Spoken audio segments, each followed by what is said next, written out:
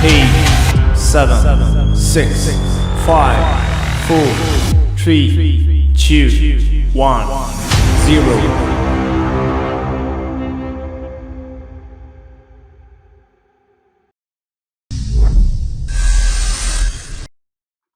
Good afternoon, everyone. Thank you for joining us today. My name is Tommy. I'm the COO of Point Avenue here. And then next to me here, I have Miss Antu, who is one of our most senior consultants and managers here, and also top financial aid expert. Today, we'll be talking about latest standardized testing, also college admissions trends, and then also policy changes, right? Yeah. Xin chào tất cả quý phụ huynh và học sinh đã tới với các buổi hội thảo của Point Avenue ngày hôm nay. Có diễn giả của chúng ta ngày hôm nay là thầy Tommy, là CEO và cũng là đồng sáng lập của Point Avenue.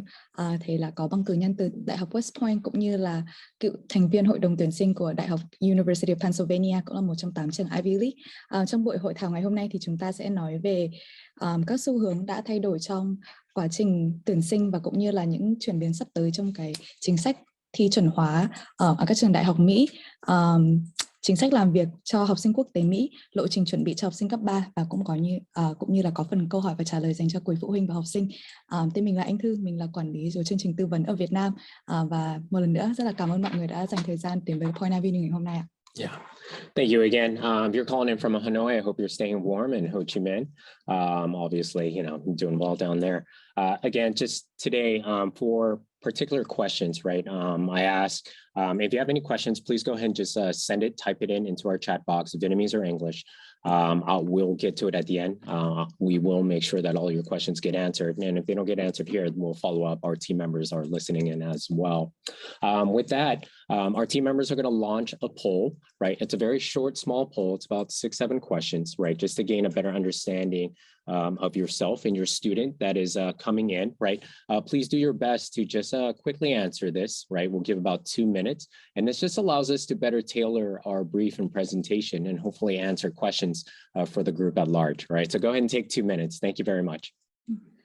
Cho phần câu hỏi thì nếu như bất cứ mọi người trong thời gian diễn ra buổi hội thảo hôm nay mà có câu hỏi thì hãy vui lòng nhắn vào trong cái phần chat box bằng tiếng Anh hoặc bằng tiếng Việt, thì team của Point Avenue sẽ nhận câu hỏi và để hỗ trợ trả lời. Bên cạnh đó thì chúng tôi có vừa chia sẻ một cái poll ngắn về background của học sinh và phụ huynh tham gia buổi hội thảo ngày hôm nay.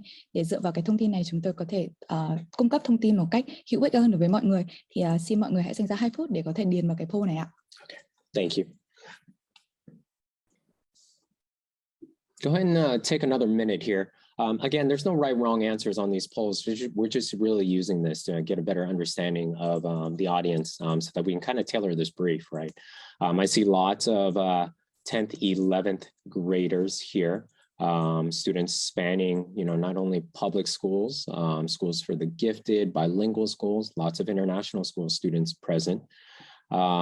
We see students here primarily focused on the US, but also looking at options in whether Canada, UK, Europe as well.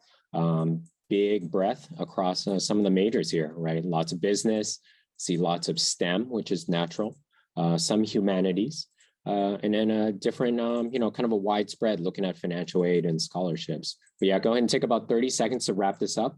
Yeah, appreciate it. Okay, thank you very much. We'll go ahead and just begin our presentation here. Just give me a second. Thank you again. So again, my name is Tommy. I'm sitting next to Miss Tu here, right? And then Miss Tu's already shared about my background, right? I come from, not only having attended West Point and Wharton UPenn, also served time with admissions at the University of Pennsylvania. And together here, looking to share a lot of our knowledge and experiences here today with the crowd, right?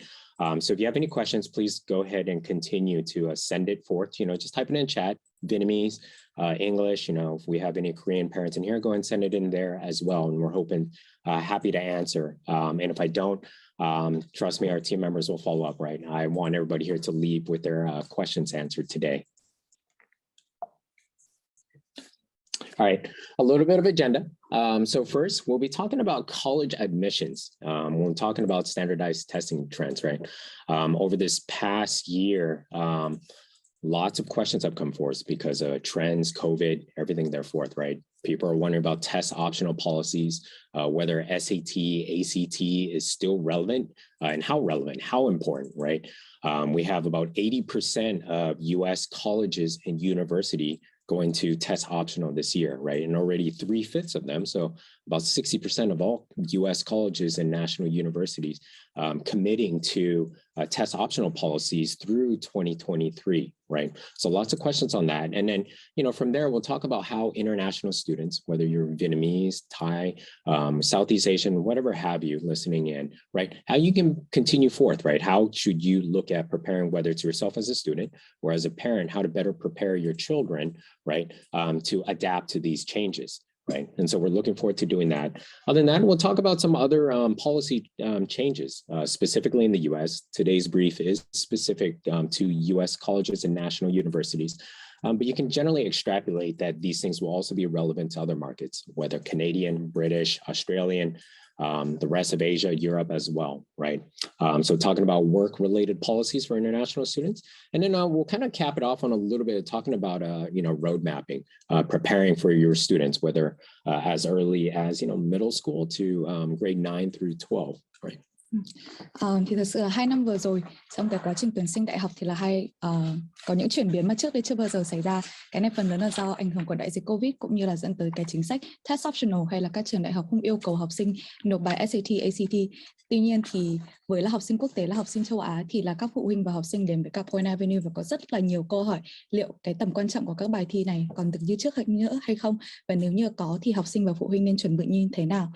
2 năm vừa rồi có rất là nhiều chuyển biến mà thật sự là kể cả những người làm trong nghề cũng chưa có thể lường hết được, và qua 2 năm đó thì Point Avenue cũng đúc kết được ra nhiều bài học cũng như là có rất là nhiều cái sự tìm hiểu để có thể chia sẻ những cái bài học và kinh nghiệm cho phụ huynh và học sinh có thể chuẩn bị trong thời gian tới. Ngoài ra nữa thì chúng tôi cũng muốn chia sẻ về một số cập nhật liên quan tới chính sách làm việc cho học sinh quốc tế ở Mỹ. Mặc dù nội dung của hội thảo ngày hôm nay tập trung chủ yếu về cái môi trường học tập và làm việc ở Mỹ, thế nhưng mà phụ huynh và học sinh có thể áp đặt rất là nhiều những cái thông tin ngày hôm nay vào những cái môi trường khác như là Canada, Anh, Úc để có thể nhận ra được cái xu hướng du học nói chung của học sinh quốc tế. Và cuối cùng thì là chúng tôi cũng muốn chia sẻ một cái lộ trình đơn giản để giúp phụ huynh và học sinh hình dung được cái con đường từ lớp 9 đến lớp 12, làm thế nào chúng ta có thể chuẩn bị một cách tốt nhất trong cái quá trình ứng tuyển vào đại học ạ. Okay, thank you very much. So today we have planned for, looking at now, it's about 2:15, at least Vietnam local time. We had planned about 2 hours for this, initially being a seminar, right? But obviously now that we're in a webinar format, right? As far as time planning, we'll look to kind of brief this within about 45 to 50 minutes, right? And then reserving about, as time for as many questions as you may have. But so think about 45, 50 minutes of presentation. We'll try to kind of move through this in a efficient manner, and then reserving anywhere from 15 to 30 minutes, depending on the questions from the crowd, to answer anything you may have. Về thời gian ngày hôm nay thì do ban đầu buổi hội thảo ngày hôm nay là được plan là để hội thảo trực tiếp, nhưng do ảnh hưởng của thời tiết cũng như là đại dịch Covid thì biến thành webinar. Chính vì vậy thì chúng tôi cũng sẽ rút ngắn một chút những cái thông tin mà sẽ trình bày ngày hôm nay. Thì phần trình bày sẽ được diễn ra trong khoảng tầm 45 đến 50 phút và sau đó sẽ dành 20 đến 30 phút để trả lời nhiều câu hỏi nhất có thể từ phía khán giả. Okay, thank you.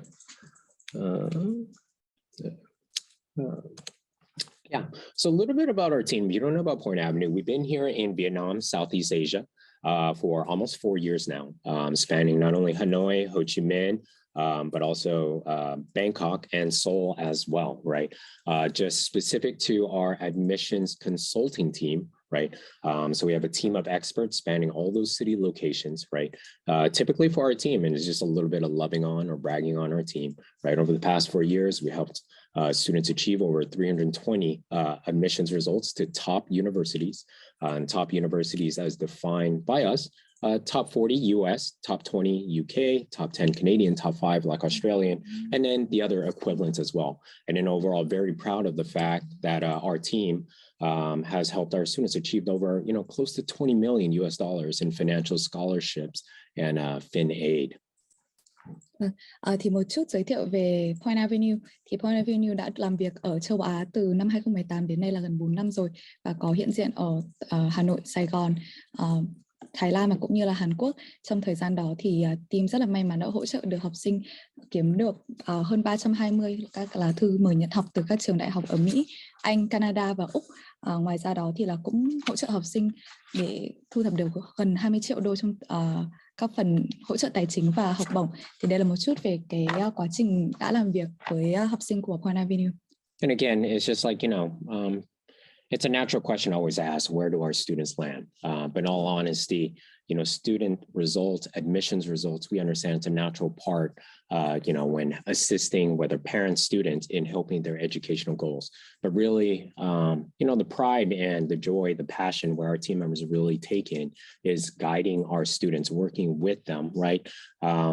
Whether it's through their academics, extracurricular, it's really helping them find their next stage, right, beyond the college. But we understand this is important as well, and just kind of happy to share. Same thing here, right? Looking at 2021, 2022, some of our early admissions acceptances so far, very proud of them, and looking forward to kind of March and April results. Thì dù là cái kết quả tuyển sinh là một cái gọi như là cái chặng đường cuối cùng và nó là cái đích đến mà chúng tôi cảm thấy rất là tự hào có thể hỗ trợ được các em học sinh. Thế nhưng mà thật sự cái phần nó có nhiều ý nghĩa nhất trong cái quá trình làm tư vấn với các học sinh, đấy là có thể giúp đỡ các em tìm ra được con đường riêng của mình, không chỉ là ở trong đại học và còn sau đấy nữa, hỗ trợ các bạn ấy tìm thấy đam mê trong học tập, trong các hoạt động ngoại khóa. Thì đấy là cái phần mà có ý nghĩa nhất trong cái quá trình làm tư vấn. Tuy nhiên thì chúng tôi cũng rất là tự hào về những cái kết quả mà đã đạt được trong thời gian vừa rồi, không chỉ trong 4 năm qua mà là đặc biệt về cái kết quả trong các vòng tuyển sinh sớm của năm nay như mọi người có thể thấy trên screen. Thanks all. All right, so first let's go into some college admissions and standardized testing trends. First up here, over here, you see over 1,700 colleges and universities, specifically in the US, are now test optional, right? And many schools will remain that, right? Whether test optional or test blind through 2022. And we share that 3/5 of US colleges and universities have committed already to being test optional through 2023. What does this mean? How should you look at this? Really, when we as education strategists advise parents and students, right?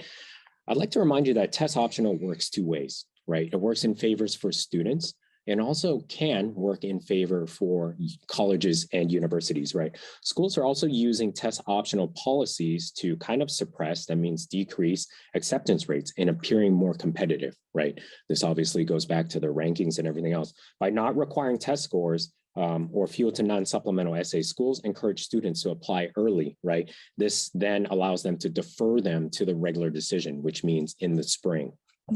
Thì đầu tiên cũng như là cái xu hướng lớn nhất trong 2 năm vừa rồi, đấy là phần lớn các trường đại học, khoảng tầm 60-80% các trường đại học đến nay, hơn 1.700 trong con số đấy là đã đuổi theo chính sách test optional, tức là không yêu cầu bài SAT, ACT hoặc là test blind, tức là hoàn toàn không xem xét được các cái bài test đấy luôn.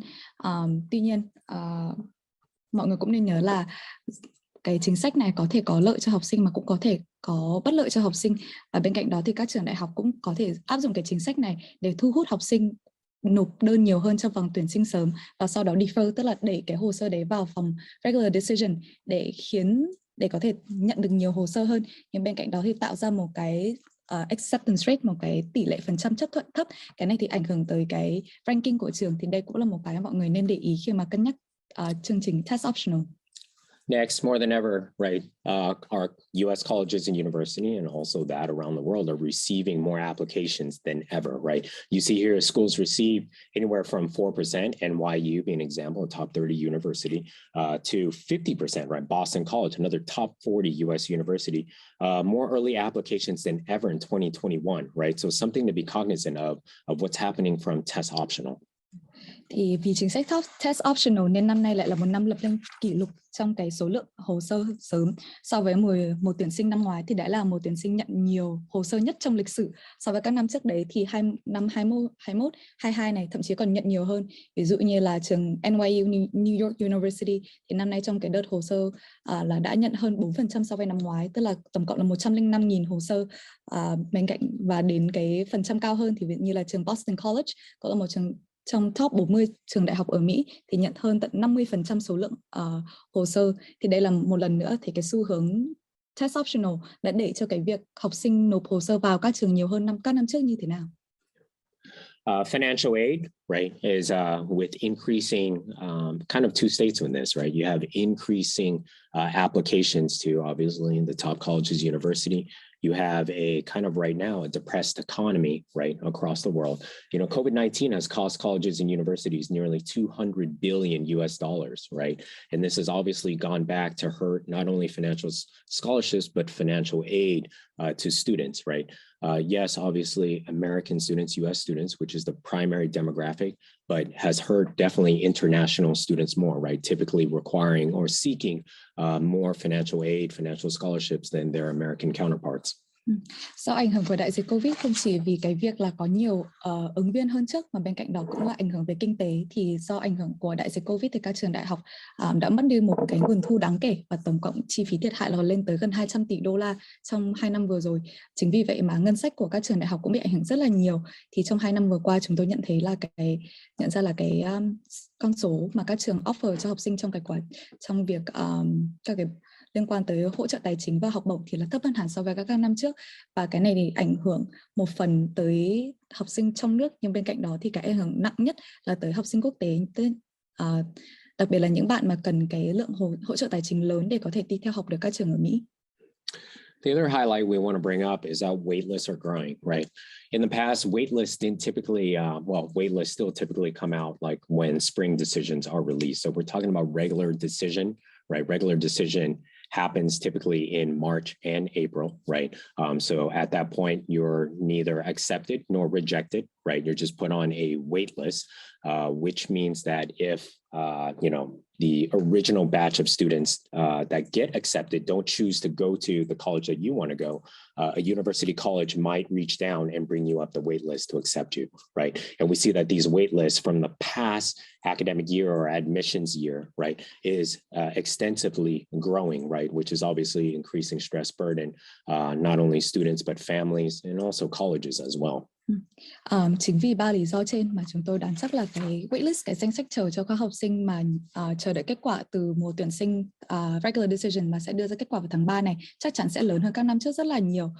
Thì đây, danh sách chờ là khi mà bạn không được nhận nhưng cũng không được từ chối ngay lập tức, và các trường đại học sẽ chờ từ cái lúc mà tháng 3 đến có thể là tháng 8, tháng 9 mới trả kết quả cuối cùng dành cho học sinh và phụ huynh để biết là mình có được chính thức nhận hay là bị reject bởi một trường đại học nào đấy. Thì do 3 cái lý do trên, do ảnh hưởng của test optional, do ảnh hưởng của đại dịch Covid, thì chắc chắn là nhiều bạn học sinh sẽ rơi vào cái hoàn cảnh này hơn, nên cũng muốn báo trước để các phụ huynh và học sinh có thể chuẩn bị tinh thần. Overall, I mean, while kind of talking about these things, it looks maybe a little bit negative or bleak, right? And obviously, competition is in the air, and these things, there's increasing factors that are challenging our students, right? But still, it's just like, from our team of educational strategists and really admissions experts, right? Our approach remains the same, whether we're talking about focusing on academics, test preparation, extracurricular development, right? It's just like, these are some of the highlights we like to present to you, just to help you understand the context. But at the end of the day, the approach to developing, whether it's your student profile or whether it's your student's student profile, right, remains the same. It's about helping build them academically. It's about helping them build out their extracurricular interests and really preparing them for the future, right? We should understand what's going on in the rest of the world, but we really can't worry or focus on that. We can only really focus on us, and the approach remains the same. And our successes, amongst our students has shown that our approach works. Thì một số cái highlight này khi mà nói ra liệt kê như thế thì có thể nó trông có vẻ một chút tiêu cực, nhưng cái mục đích của point này video ngày hôm nay cũng chỉ là để chia sẻ cái bối cảnh để cho phụ huynh và học sinh có cái nhìn thực tế nhất về những cái việc quan trọng đang xảy ra trong quá trình tuyển sinh đại học để có thể chuẩn bị. Nhưng cái việc quan trọng nhất để chúng ta nhớ đấy là không phải tập trung vào những cái mặt tiêu cực, mà mình biết đấy là sự thật, và bên cạnh đó mình chuẩn bị như thế nào để đối đầu với cả cái quá trình như vậy. Và cái quan trọng hơn cả đấy là vẫn phát triển bản thân, phát triển việc học thuật, hoạt động ngoại khóa theo một cách mà nó đúng với mình nhất, đúng với cả cái mình muốn tham gia, mình có đam mê nhất. Và dù thế nào đi nữa thì nếu như mà đi theo cái con đường đó thì chúng tôi tin là cũng sẽ có sự thành công. Yeah. So let's talk about a few things here. Test optional, my favorite thing, right? Parents, students love asking our admissions experts on kind of this matter. They see this thing, right? Again, the truth is 80% of current US colleges, universities are on test optional, right? And already 3/5 of all U.S. Colleges, universities are committed in 2023. So it's like when students look at that, it's like it's kind of an easy excuse to just kind of bypass it. And then like, naturally students' parents are asking us like, what should we do with this, right? So as advertised, what is it? Students are not required to submit SAT or ACT scores, right? That's what test optional means. And not only that, but applications without test scores will not be at a disadvantage, right? And you see top colleges, whether Harvard, whether Cornell, kind of outlining these things. Thì cái việc đầu tiên mà chúng ta chắc là cũng là một cái mối quan tâm đầu tiên của phụ huynh và học sinh ngày hôm nay, đấy là về ảnh hưởng của chính sách tax optional, những cái việc mà người ta nói là gì và cũng như là cái sự thật là như thế nào.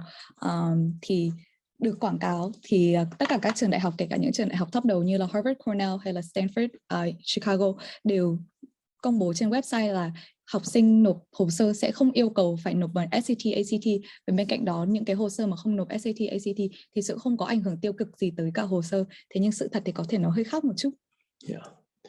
But in reality, what does it mean, right? Test optional does not mean test blind, right? Just because a college university says, hey, it's test optional this year, doesn't mean that they don't look at your student's profile, right? Oh, okay, another student, right, does not have a SAT, ACT score or an AP score or an IB score or an A-level score and what have you, right? And without test scores, right, the reality is our admissions teams are being challenged, right? Because not only they used to be able to use this very specific benchmark, not that it was the end all be all of admissions decision making, but it was a benchmark, right? That you've removed a tool now from their kind of like, just their toolbox, right? To be able to assess, evaluate a student for not only readiness, but fitness for their college, right? And so now they need to lean in. If you don't submit like some of those test scores that we just mentioned, right? Basically our admissions officers have to zero in on other things, right? All right, so how are your grades? Are you really ready? Extracurricularly, right? What have you done with your time, right? Whether physically in school, outside of school, or online, right? And then other things as well.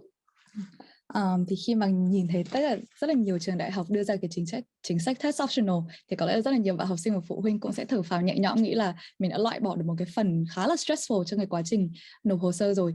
Thế nhưng mà sự thật là test optional không có nghĩa là test blind, tức là khi mà các trường đại học nói là test optional thì nghĩa là nếu như mình nộp điểm đó thì người ta vẫn xem xét, và chỉ có một số rất là ít các trường đại học mới theo chính sách test blind, tức là hoàn toàn không để ý tới SAT, ACT. Thì cái đầu tiên đấy là mình phải để ý. Thứ nhất, test optional không có nghĩa là test blind. Thứ hai nữa là nếu như mà không có điểm thi chuẩn hóa từ rất là lâu năm nay, đó là một cái công cụ rất là quan trọng và có ảnh hưởng lớn trong cái quá trình đánh giá hồ sơ, thì bắt buộc các trường đại học phải đánh giá nặng hơn các cái yếu tố còn lại của bộ hồ sơ. Ngoài điểm thi chuẩn hóa thì bây giờ tôi phải đánh giá xem là học thuật của bạn như thế nào, liệu bạn có sẵn sàng để vào trường của chúng tôi để học chưa. Bên cạnh đó thì các hoạt động ngoại khóa, các cái bài luận, liệu nó có nói lên được cái con người bạn như thế nào, liệu bạn sẵn sàng để bước vào ngôi trường này, bạn có thể theo đuổi các cái cơ hội học tập và làm việc và các cái hoạt động khác ở trường hay không. Yeah. Another thing here, we have this here, right? You see this article and, kind of big admission scandal over the past really 12, 24 months, right? Harvard rated Asian American applicants lower on personality traits, suit says, right? And this is a big thing I came across. And it's just one of those things where, just to expand on it, if you're not aware of the situation, Harvard is currently being sued for rating Asian students lower than every other race group, right, on personal qualities, despite these students outperforming other admitted students of different races. So this just goes to show, because, obviously operating here in Vietnam, Thailand, Southeast Asia, right, our predominant market, most of our audience members, all Asians, right? And you see here that without test scores, right, just looking at this test optional policy, you're really handicapping yourself, right? And so again, it just goes back to there is a time and place for this. Thì có một cái scandal khá là lớn đang xảy ra trong cái quá trình trong bối cảnh của các trường đại học bây giờ, đấy là trong tầm 2 năm qua thì trường Harvard cũng như là một trường đại học lớn nữa đang bị một phần lớn các sinh viên châu Á kiện vì đánh giá học sinh người Mỹ châu Á, người Mỹ gốc Á thấp hơn so với các cái rau màu khác trong cái gọi là tố chất và những cái tính cách cá nhân. Tại vì ngoài điểm số trên lớp, ngoài điểm học thuật, ngoài hoạt động ngoại khóa, hồ sơ, thì các trường đại học được quyền đánh giá tính cách của học sinh, và đây là một cái đánh giá nó rất là khách quan, nó không có theo một cái bảng điểm nào cả. Thì trong rất là nhiều khi mà xem xét lại những cái hồ sơ của học sinh châu Á được nhận cũng như là bị từ chối ở các trường đại học Harvard và so sánh với các cái hồ sơ khác thì người ta nhận ra là học sinh người Mỹ gốc Á bị đánh giá thấp hơn hẳn trong các gọi là tố chất của cá nhân. Thế thì khi mà bị thiếu bất cứ một cái yếu tố nào khác trong bộ hồ sơ, ví dụ như là điểm số, ví dụ như là điểm SAT, ACT, thì rất là tiếc là học sinh châu Á lại bị mất thêm một cái lợi thế nữa, tại vì người ta lại càng có gọi là có cớ để có thể vịn vào những cái tố chất khách quan hơn, khó có thể định hình hơn, người ta đánh giá học sinh. Okay. Some other things related to test optional policies. No matter what schools and universities are posting online, the reality hasn't changed, right? And you see this here at top schools, the majority of admitted students will have submitted like relevant test scores, right?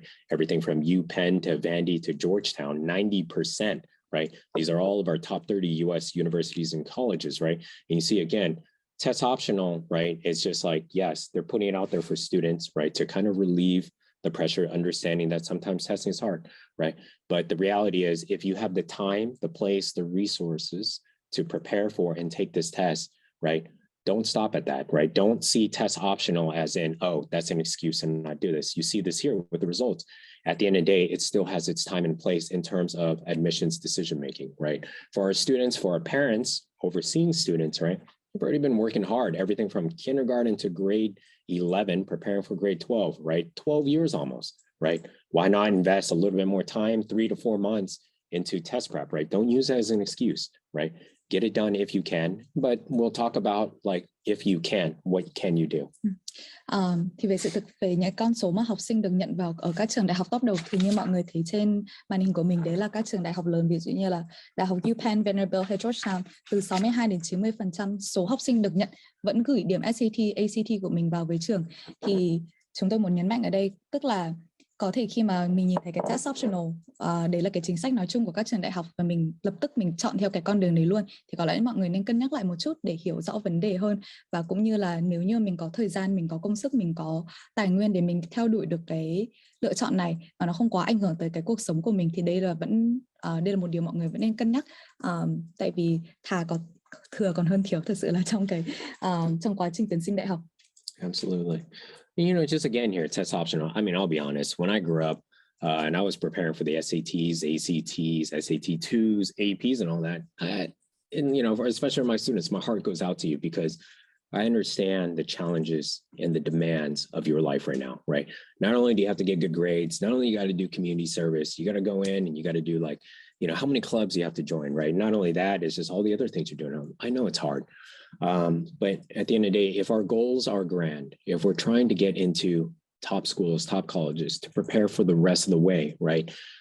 Top students, your peers, right, are always looking for ways to show their not only academic readiness, their academic prowess, but also like where they're going to excel, right? And you see here, Dean from Dartmouth talking about Dean of Admissions, right? Why is test prep important, or why is standardized tests important? Because it shows your academic readiness, right? Like colleges, universities, one of the things, like the reason why it's so rigorous is because they don't want to. It's not that they don't want to help students. It's just that they're afraid of taking in students that don't have the academic readiness to succeed and thrive, right? So not only is test prep, SAT, ACT, all that, what have you, not only is preparing for it going to help you get into a good school or at least improve your chances, it's really going to get you ready for the rest of academic success in college. Thì thực ra cái chính sách test optional không phải là một chính sách quá là mới, mà đầu tiên thì nó đã xuất hiện từ giữa những năm 2010 ở bên Mỹ rồi. Tuy nhiên thì do ảnh hưởng của đại dịch Covid này mới rất là nhiều trường đại học mới adopt cái chính sách này hơn. Tuy nhiên thì đến tận bây giờ, sớm nhất là như thầy Lee Coffin là giám đốc tuyển sinh của trường đại học Dartmouth mới nói năm ngoái, đấy là khi mà phải cân nhắc về chính sách test optional thì bản thân thầy thấy rất là mông lung, tại vì từ trước đến giờ trong tất cả quá trình trong lịch sử tuyển sinh của trường đại học Dartmouth thì điểm thi chuẩn hóa vẫn là một trong những cái yếu tố quan trọng nhất, tại vì cái điều quan trọng nhất người ta muốn ở học sinh đấy là khi mà nhận vào rồi thì các bạn ấy phải theo được cái chương trình học ở trường. Thế thì khi mà sử dụng một cái bài thi chuẩn hóa, một cái bài thi mà người ta đã hiểu rất là rõ và có cái lịch sử gắn liền với các trường đại học, thì người ta biết là ok, với một cái điểm như thế này thì bạn ấy liệu có đủ sẵn sàng để theo học cái chương trình của tôi hay không, và thầy cũng nói rất là rõ đấy là sẽ không muốn nhận một học sinh mà sẽ không theo kịp được chương trình học của trường. Thank you. Yeah, so what should students do, or what should your student do, right? One, if there's enough time, right, prepare and take the test. And again, we see that we have lots of students here, or at least parents of students from grade 10 to grade 11, right? Even in grade 11, there's plenty of time to set aside to prepare for and take this. And while we look at SAT, we think of, oh, goodness, I got to get a 1500 because, you only hear about 1550 scores, ACT, 34, 35, right? It's if you have the time and place, right? And especially for my students and parents of students, who are younger than grade 9, you have lots of time. There's really no excuse not to do it, right? I think that for young learners, and I remember myself, right, just being in that grade 9, grade 10, I would try to, like at the time, like, you think of test prep, it's going to take 3, 4, 5, 6 months, right? If you're dedicated and focused, right? I try to find every reason not to do it. But at the end of the day, if our team of experts can help you understand, it's a small investment towards a greater return, right? 3, 4, 5 months, right, will show your academic rigor, right, via kind of a nominal score, but also improve your chances in seeking financial aid, financial scholarships, right? Mm-hmm. And only that, give you the reading, writing, math skills, right? Or at least ensure that you do to achieve academic success, right? As one part. Thế thì với cả những cái thông tin như trên thì học sinh và phụ huynh nên cân nhắc những cái gì khi mà mình cân nhắc có lựa chọn theo chính sách test optional hay không. Thì đầu tiên chúng tôi muốn đưa ra đấy là nếu như mà học sinh và phụ huynh có thời gian, có cái nguồn lực để có thể theo đuổi được thì vẫn nên cân nhắc thi một trong 2 bài SAT hoặc là ACT. Thì lý do thứ nhất là liên quan tới cái khả năng học thuật của các em. SAT, ACT đều cover cả phần toán và phần tiếng Anh. Nếu như mà theo được cái chương trình đó, một nữa là cái chương trình hóa của Mỹ, thì cũng sẽ tốt cho cái việc học thuật ở trên trường của các em. Bên cạnh đó thì đến tận bây giờ dù là test optional, thế nên các trường đại học vẫn tiếp tục dùng SAT và ACT để đánh giá học sinh trong quá trình đưa ra học bổng hỗ trợ tài chính. Bên cạnh đó thì có rất là nhiều những cái chương trình hè, chương trình nghiên cứu thực tập ở các trường đại học lớn vẫn tiếp tục dùng yêu cầu SAT và ACT để có thể cân nhắc học sinh có được nhận vào hay không. Tại vì một lần nữa người ta muốn biết được học sinh này có đủ khả năng học tập và có thể theo được cái chương trình học của trường. Thì với những học sinh đang ở năm lớp 9, lớp 10 thì thật sự nếu như mà các em tập trung cố gắng thì có thể hoàn thành được cái việc luyện thi và thi cử xong trong SAT, trong ACT trong 1 năm. Thì về lời khuyên của Point Avenue thì đây nó là một cái, đương nhiên nó là một món đầu tư về thời gian, về công sức, về tiền bạc, thế nhưng mà cái lợi ích mang về thì có thể rất là lớn. Just to expound on this, if you're new to the test prep conversation, there's really 3 categories of test prep, right? I just need to make this clear, not that it's here on the slide, right? First, we talk about English proficiency, especially for my international students, and international meaning anybody who doesn't have a US-based passport, right? And I would say, in our experience, even if you've been to an international school in Vietnam, Thailand, right, for XY number of years, satisfying the requirement not to submit a TOEFL or IELTS, I still recommend that you do it, right? Especially with the current stage, right? You are benefited from having a TOEFL or IELTS score. Either one is fine. So that's an English proficiency. Second class of test prep, right, or standardized test, right, is an aptitude test. That's what we were talking about, or Ms. Tu was talking about with SAT, ACT, right? This shows your academic aptitude in very basic, whether English proficiency or math proficiency, right? And the last category we have are our subjects tests, right? And there's many different kinds of that. SAT2s or SAT subjects tests don't exist anymore, but what do exist? We have advanced placement, also known as AP. We have A levels or advanced levels. We also have IB if you happen to fall into an international school that supports IB or international baccalaureate, right? And so those are the 3 different kinds of like standardized tests, right? At a minimum, we recommend all students complete the TOEFL IELTS, right? SAT, ACT, if you have the time, right? And most students, if you're, even now, if you're in your 2nd semester, grade 11, we would assess that you still have time to achieve a basic 50th percentile score, right? And subjects tests, right? Whether you have the access in your schools or not, right? If you have the time and it correlates with your passion, your advanced, courses in your school, definitely pick it up. Để mở rộng hơn một chút về cái vấn đề thi chuẩn hóa thì là cái chính sách test optional ở đây nó chỉ áp dụng tới những cái bài aptitude test, tức là SAT và ACT. Ngoài ra thì còn 2 bài thi nữa mà thứ nhất là English proficiency hay là khả năng tiếng Anh, thì đó là bài TOEFL hay IELTS. Với học sinh quốc tế thì là dù ở trong tình cảnh nào đi nữa thì đây là một trong những cái bài thi bắt buộc và sẽ không bao giờ có chính sách test optional, tại vì đây là cái điều cơ bản để các trường có thể biết là bạn có thể theo học ở trường hay không.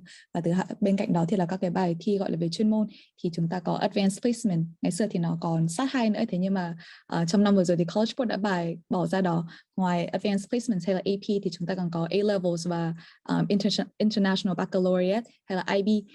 Với hai bài IB và A-level thì thường là các bạn phải theo học ở trường có dạy cái chương trình này thì mới có thể thi được. Nhưng với AP thì chúng ta hoàn toàn có thể tìm các trường quốc tế hay là những trường song ngữ ở trong thành phố và có tổ chức những cái bài thi này về đăng ký.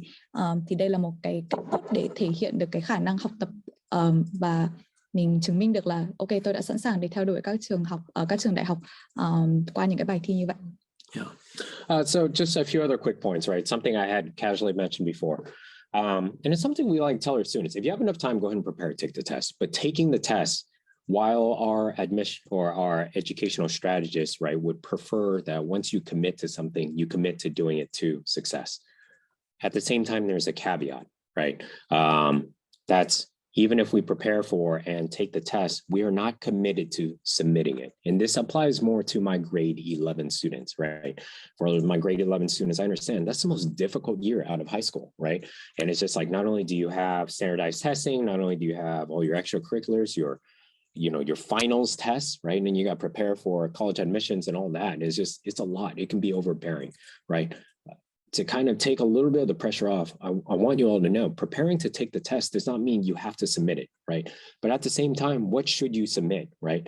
Typically from our side, right, anything that's above a 50th percentile, for example, an SAT as defined by a 1400, right, composite score, reading, writing plus math, or ACT score, right, roughly around 31, right? That's a good score, right?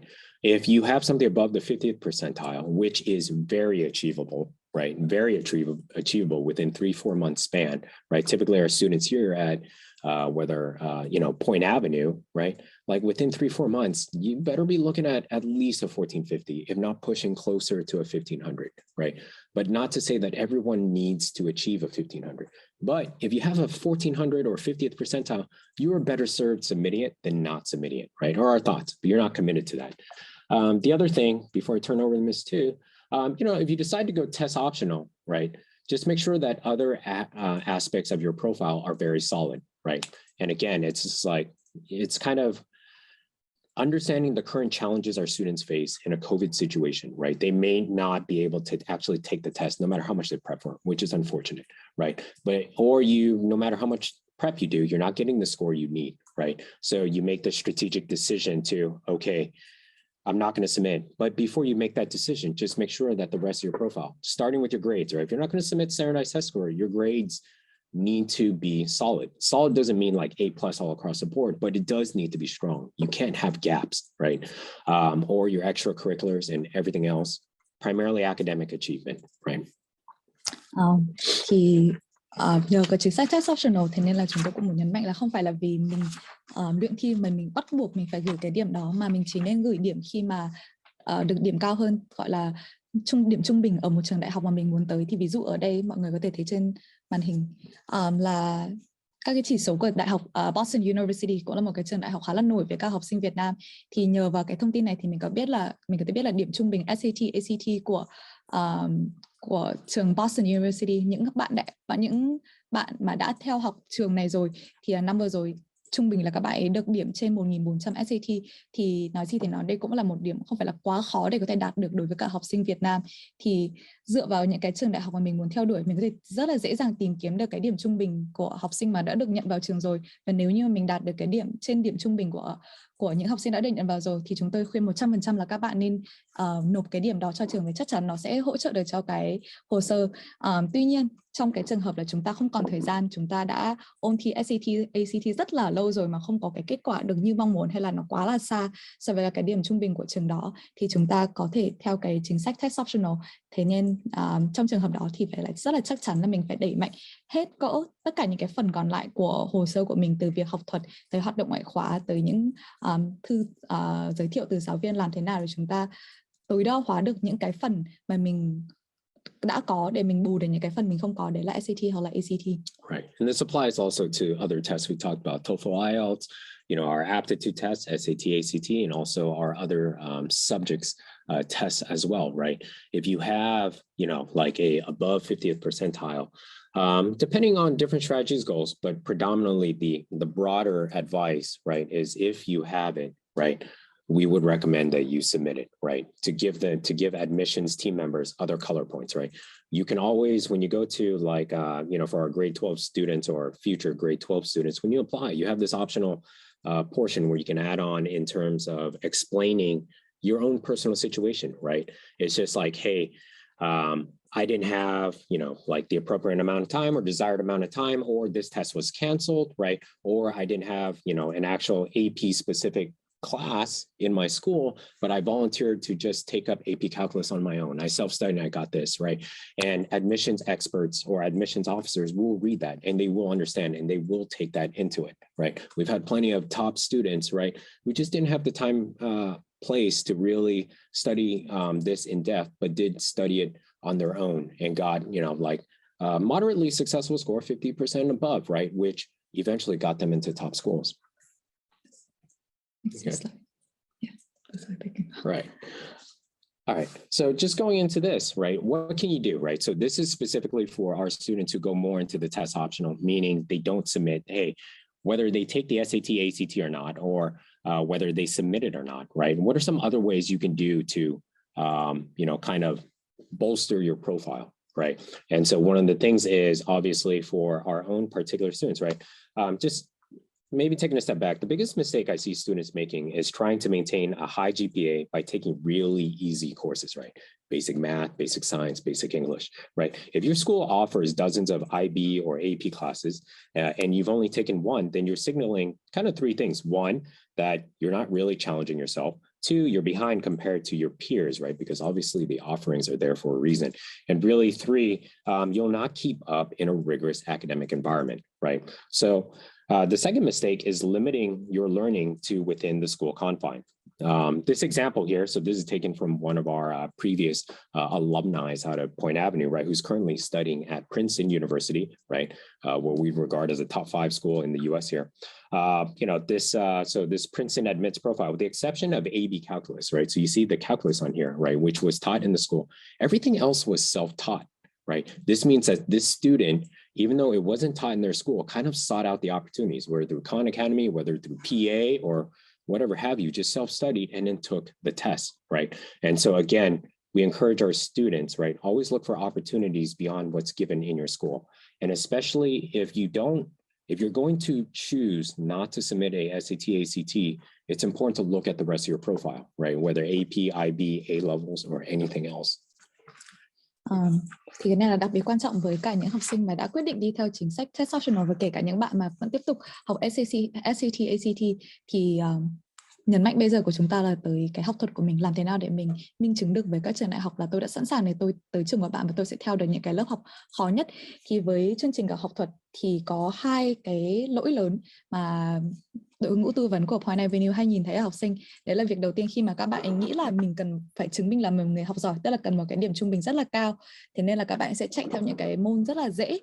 Ví dụ như là nếu như bạn theo một trường AP hay là IB mà có rất là nhiều option để các bạn học các lớp nâng cao, nhưng hoàn toàn lại không, bạn ấy học dừng lại ở những cái lớp cơ bản, toán, tiếng Anh hay là bất kỳ gì đó nữa, thì có 3 điều mà bạn đang nói với cả các trường đại học. Đầu tiên, nếu như mà bạn không nắm lấy những cơ hội học thập đấy, tức là bạn vẫn chưa thử thách bản thân mình ở cái mức cao nhất, và đấy là một cái mà người ta rất là thấy đáng là lo ngại. Thứ hai nữa là bạn chưa so sánh mình, bạn không đuổi kịp được với các những cái bạn học sinh đang cùng học ở trường đó, tại vì không phải vì tự nhiên mà trường lại có những cái option như thế cho học sinh theo đuổi. Và thứ ba nữa là nếu như bạn chỉ dừng lại cái mức cơ bản ở trường cấp 3 thì các trường đại học không có lý do gì tin là bạn sẽ tới cái môi trường đại học khi mà cái chương trình học nó khó hơn rất là nhiều và bạn có thể theo kịp được. Thì đấy là 3 cái điều có thể xảy ra khi mà bạn cố tình giữ cái điểm GPA của mình rất là cao bằng cách là đi học những cái môn dễ nhất. Và cái thứ hai nữa đấy là rất là nhiều bạn vì trong trường ví dụ như là không có dạy những cái môn đó, hay là có những cái cơ hội để mình có thể mở rộng cái kiến thức của mình và các bạn ấy dừng lại ở đấy. Thì chúng tôi bao giờ cũng nhấn mạnh học sinh là cái việc học tập nó không dừng lại ở trong cái việc trường học, kể cả những cái kiến thức học thuật, và các bạn hoàn toàn có thể tìm kiến thức online, có thể đăng ký những cái bài thi bên ngoài, tự chuẩn bị hoặc là có sự giúp đỡ của người ngoài. Thì đây một ví dụ mà mọi người có thể thấy trên màn hình về các cái AP Subject Test. Thì đây là lấy từ hồ sơ của một bạn cựu học sinh của Point Avenue và hiện đang theo học ở trường Princeton. Thì ngoài Calculus AB là đại số thì 4 môn còn lại hoàn toàn là bạn ấy tự học và tự thi, và may mắn là điểm rất là tốt. Thì khi mà mình có một cái sự tự chuẩn bị và hoàn toàn mình có thể viết về cái lời giới thiệu này, mình giải thích về cái việc là mình tự chuẩn bị cho các bài học này như thế nào, tại vì trong trường mình không dạy các môn đó. Thì đây là một điều được đánh giá rất là cao ở trong các hồ sơ đại học, tại vì người ta thấy rằng là bạn không dừng lại, bạn không tự limit bản thân, không tự giới hạn bản thân về trong những cái gì mà mình được nhận trực tiếp, mà có tự tìm cách tự tạo ra những cái cơ hội của mình để mở rộng cái sự học thuật của mình. Đấy là một cái điều mà các trường đại học rất là đánh giá cao. Thế nên là Point Avenue thì bao giờ cũng hướng dẫn và động viên học sinh là nếu như mà các bạn không tìm thấy được cái cơ hội này ở trong trường thì hãy mở rộng cái sự tìm kiếm của mình. Thật sự là bây giờ lên mạng các bạn có thể tìm được rất là nhiều những cái khóa học free hoặc là trả tiền để có thể giúp đỡ các bạn trong cái việc mà mình đẩy mạnh cái khả năng học thuật của mình. So just kind of wrap up on that, right? Test prep before we go into financial aid and scholarships, right? Obviously, test optional is specific to each student, right? We have a overarching goal or overarching advice, which is if you have the time and space and resources, go ahead and prepare for it. Testing it doesn't mean that you have to submit, right? But before you choose not to submit your test score, just make sure that you have the rest of the profile requirements, right? Whether academic classes, whether extracurricular activities, and other supporting classes to support your profile, right?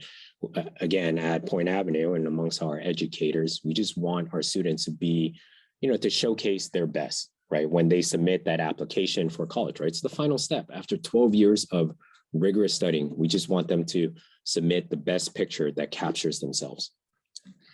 Thì một lần nữa để gói gọn lại cái thảo luận về test optional, thì đây không phải là một cái lời khuyên đúng hay sai với tất cả mọi người, mà thật sự là mỗi một bạn, mỗi một hoàn cảnh sẽ cần áp dụng cái lựa chọn riêng của mình dựa vào cái tài nguyên, cái thời gian và cái công sức mà mình còn có lại.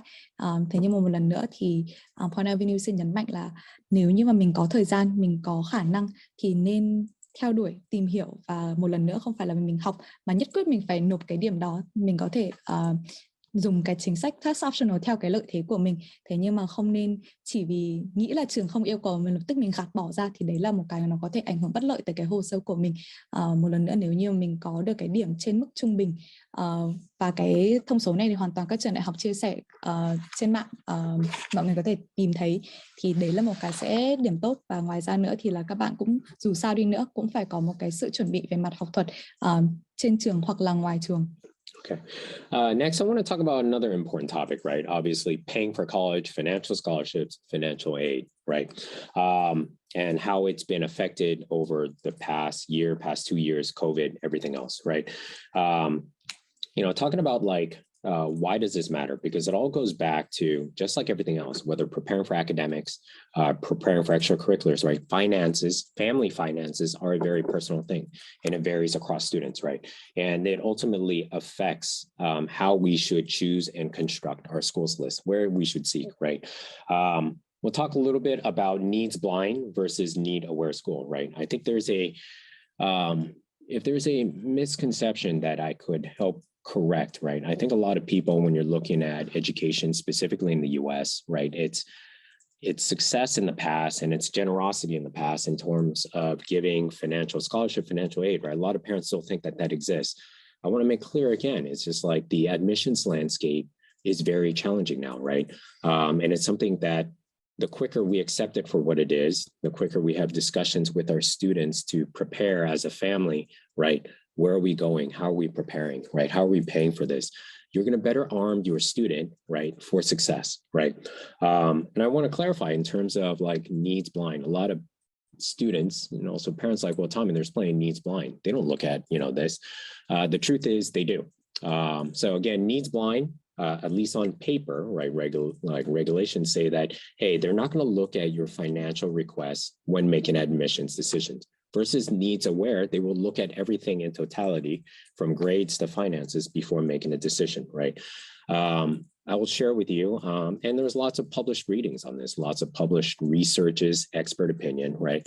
There's no school that is truly needs blind. Everybody cares about finances, right? A school needs to be profitable to continue on, right? And so that amount of money, that financial scholarship, FinAid that you're hoping for, right? It is competitive to get it, right? And I want our parents and students to understand that. At the end of the day, like why, like how can you say that? Well, at any university, they have to make sure that tuition is generating enough money to keep the universities afloat. And this is true. They're basically, when it comes to admitting a student who's looking for financial aid, financial scholarship, right? Two different things. The admissions team will make their own decision on the qualification of a student. The financial aid team, the finance team will also make a decision, right? And it's been well documented that finance teams have overridden, right? Basically outruled the admissions team, basically saying, we can't accept this student because they just don't have the finances. We don't have the finances to support them. And again, just like some of the things here you see, right? Lots of top colleges, so 16 universities have been sued for suppressing financial aid packages to students, as well as favoring higher paying students. It's just a fact, right? Looking at, in terms of how do you kind of take all this, one, parents need to have real discussions with their students regarding family finances in advance. The sooner you do this with the student, the better you can, or more quickly prepare for their future. Next, you're better served being transparent with your finances. Ms. Tu here, who is, again, our most senior financial expert when it comes to admissions, financial aid, financial scholarship, right? It's the one thing that we try to advocate for our students and families to do, right? Be transparent with your finances, right? Really, how much can you afford, right? We're not asking for parents and students to, break their retirement funds to fund college, but you just need to understand that right now, if we look at two students, right? Student A, student B, if they have the same profile and student A has a lower contribution, what we call a expected family contribution or EFC, versus student B, who is like offering to contribute more, 10 out of 10 times the university is going to take student B, right? It just is what it is, right? And you see this here in terms of all the other, the news that is surrounding this, right? And so when it comes to financial aid and scholarship, have the real conversation, be transparent about your finances, right? And use that as a way to build the appropriate schools list, which we'll talk about.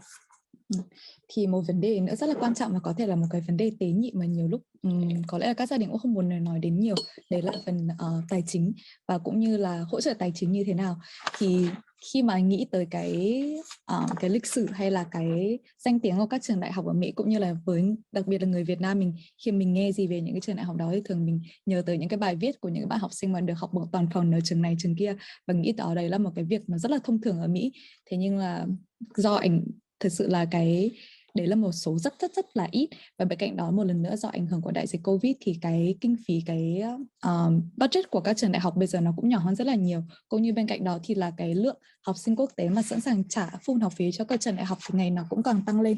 Thì khi mà nói đến nhắc tới cái vấn đề này thì cũng rất là nhiều bố mẹ hay là phụ học sinh nhắc tới cái việc là cũng có rất là nhiều trường đại học theo cái chương trình gọi là need blind, tức là khi mà người ta nhận hồ sơ của học sinh thì người ta không cân nhắc tới cái khả năng đóng góp tài chính, và người ta nói là nếu như mà tôi đã nhận bạn thì tôi sẽ hứa là tôi sẽ cho bạn đủ tiền để bạn có thể đi học theo trường. Thế nhưng mà có rất là nhiều bạn học sinh đã nộp theo cái chính sách này và nhận được cái gói, hoặc là bị từ chối, hoặc là nhận được cái gói tài chính và thực sự nó không đủ cái nhu cầu của mình một chút nào. Thì gần đây lại thêm một vụ kiện nữa rất là lớn, đấy là 16 trường đại học top đầu ở Mỹ, trong đó có rất là nhiều trường Ivy, bên cạnh đó cả MIT và Caltech, là đã bị kiện bởi một nhóm học sinh rất là đông, những học sinh đã và đang theo học của trường, là sau khi mà tìm hiểu về cái quá trình tuyển sinh và người ta đã phát hiện ra là các trường này dù tự nói với mình là need blind với học sinh Mỹ và học sinh quốc tế thì vẫn tiếp tục lấy cái tài chính của học sinh là một cái yếu tố rất là quan trọng trong cái quá trình tuyển sinh. Thì trong cái hồ sơ này thì đang kiện là 16 trường này làm việc với nhau để tìm ra cách thu nhỏ lại cái gói hỗ trợ tài chính dành cho các học sinh, cũng như là ví dụ như là trong cái trường hợp khi mà nhận học sinh từ danh sách chờ thì người ta sẽ nhận học sinh mà có thể đóng góp được nhiều kinh phí cho trường hơn. Thì một lần nữa dù là các trường đại học là cơ sở giáo dục, nhưng mà người ta cũng cần phải có kinh phí để có thể giữ được tất cả những cái công việc, có thể nhân viên, lớp học, mọi thứ có thể vận hành tốt, và cái đó thì cần rất là nhiều kinh phí.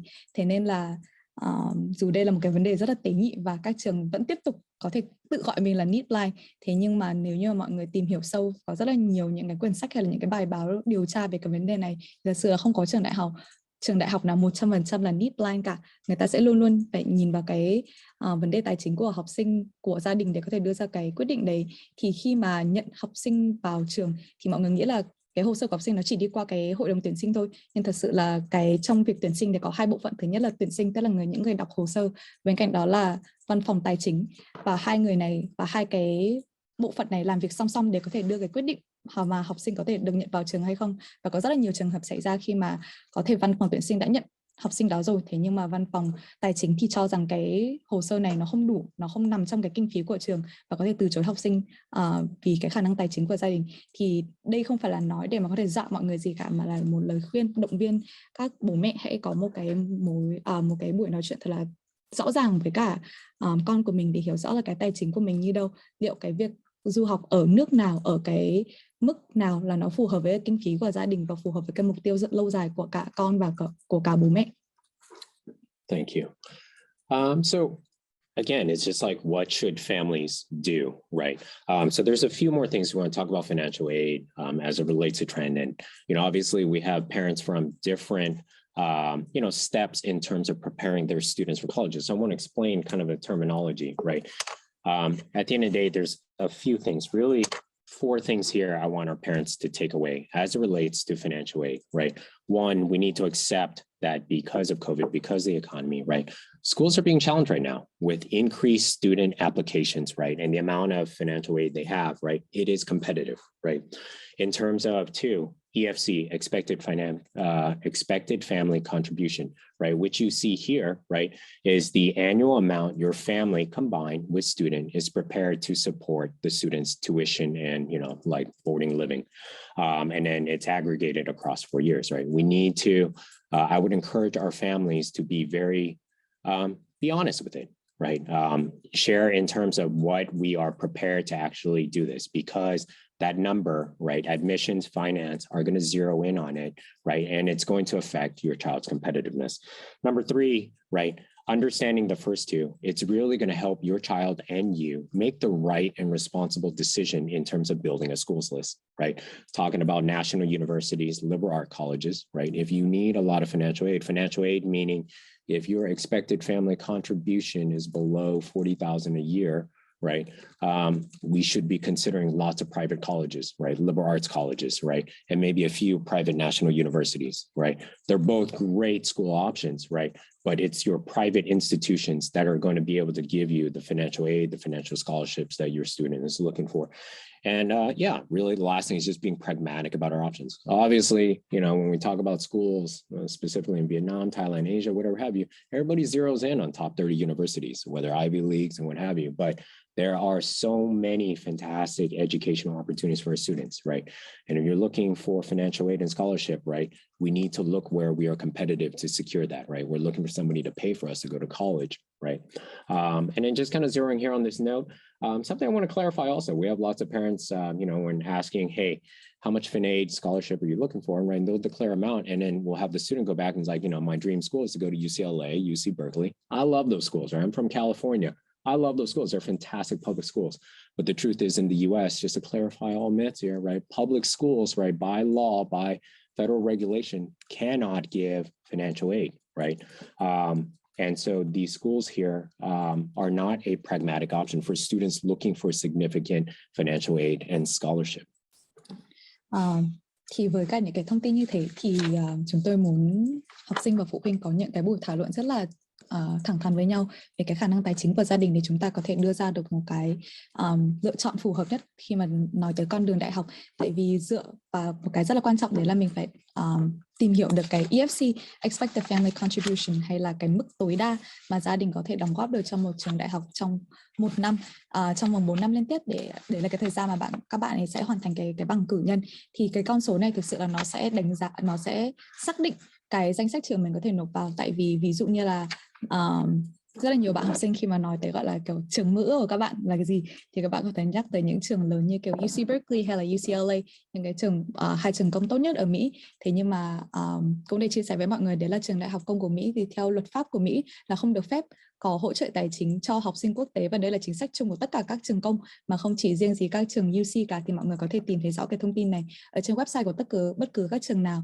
Thì vậy như nếu như mình biết là mình cần hỗ trợ tài chính, tức là khi mà mình cái mức EFC của mình nó rơi xuống khoảng dưới 40.000 đô một năm, thì là cái lựa chọn phần lớn trong cái danh sách đó sẽ là các trường tư, và đặc biệt là những cái đại học khai phóng hay là liberal arts colleges.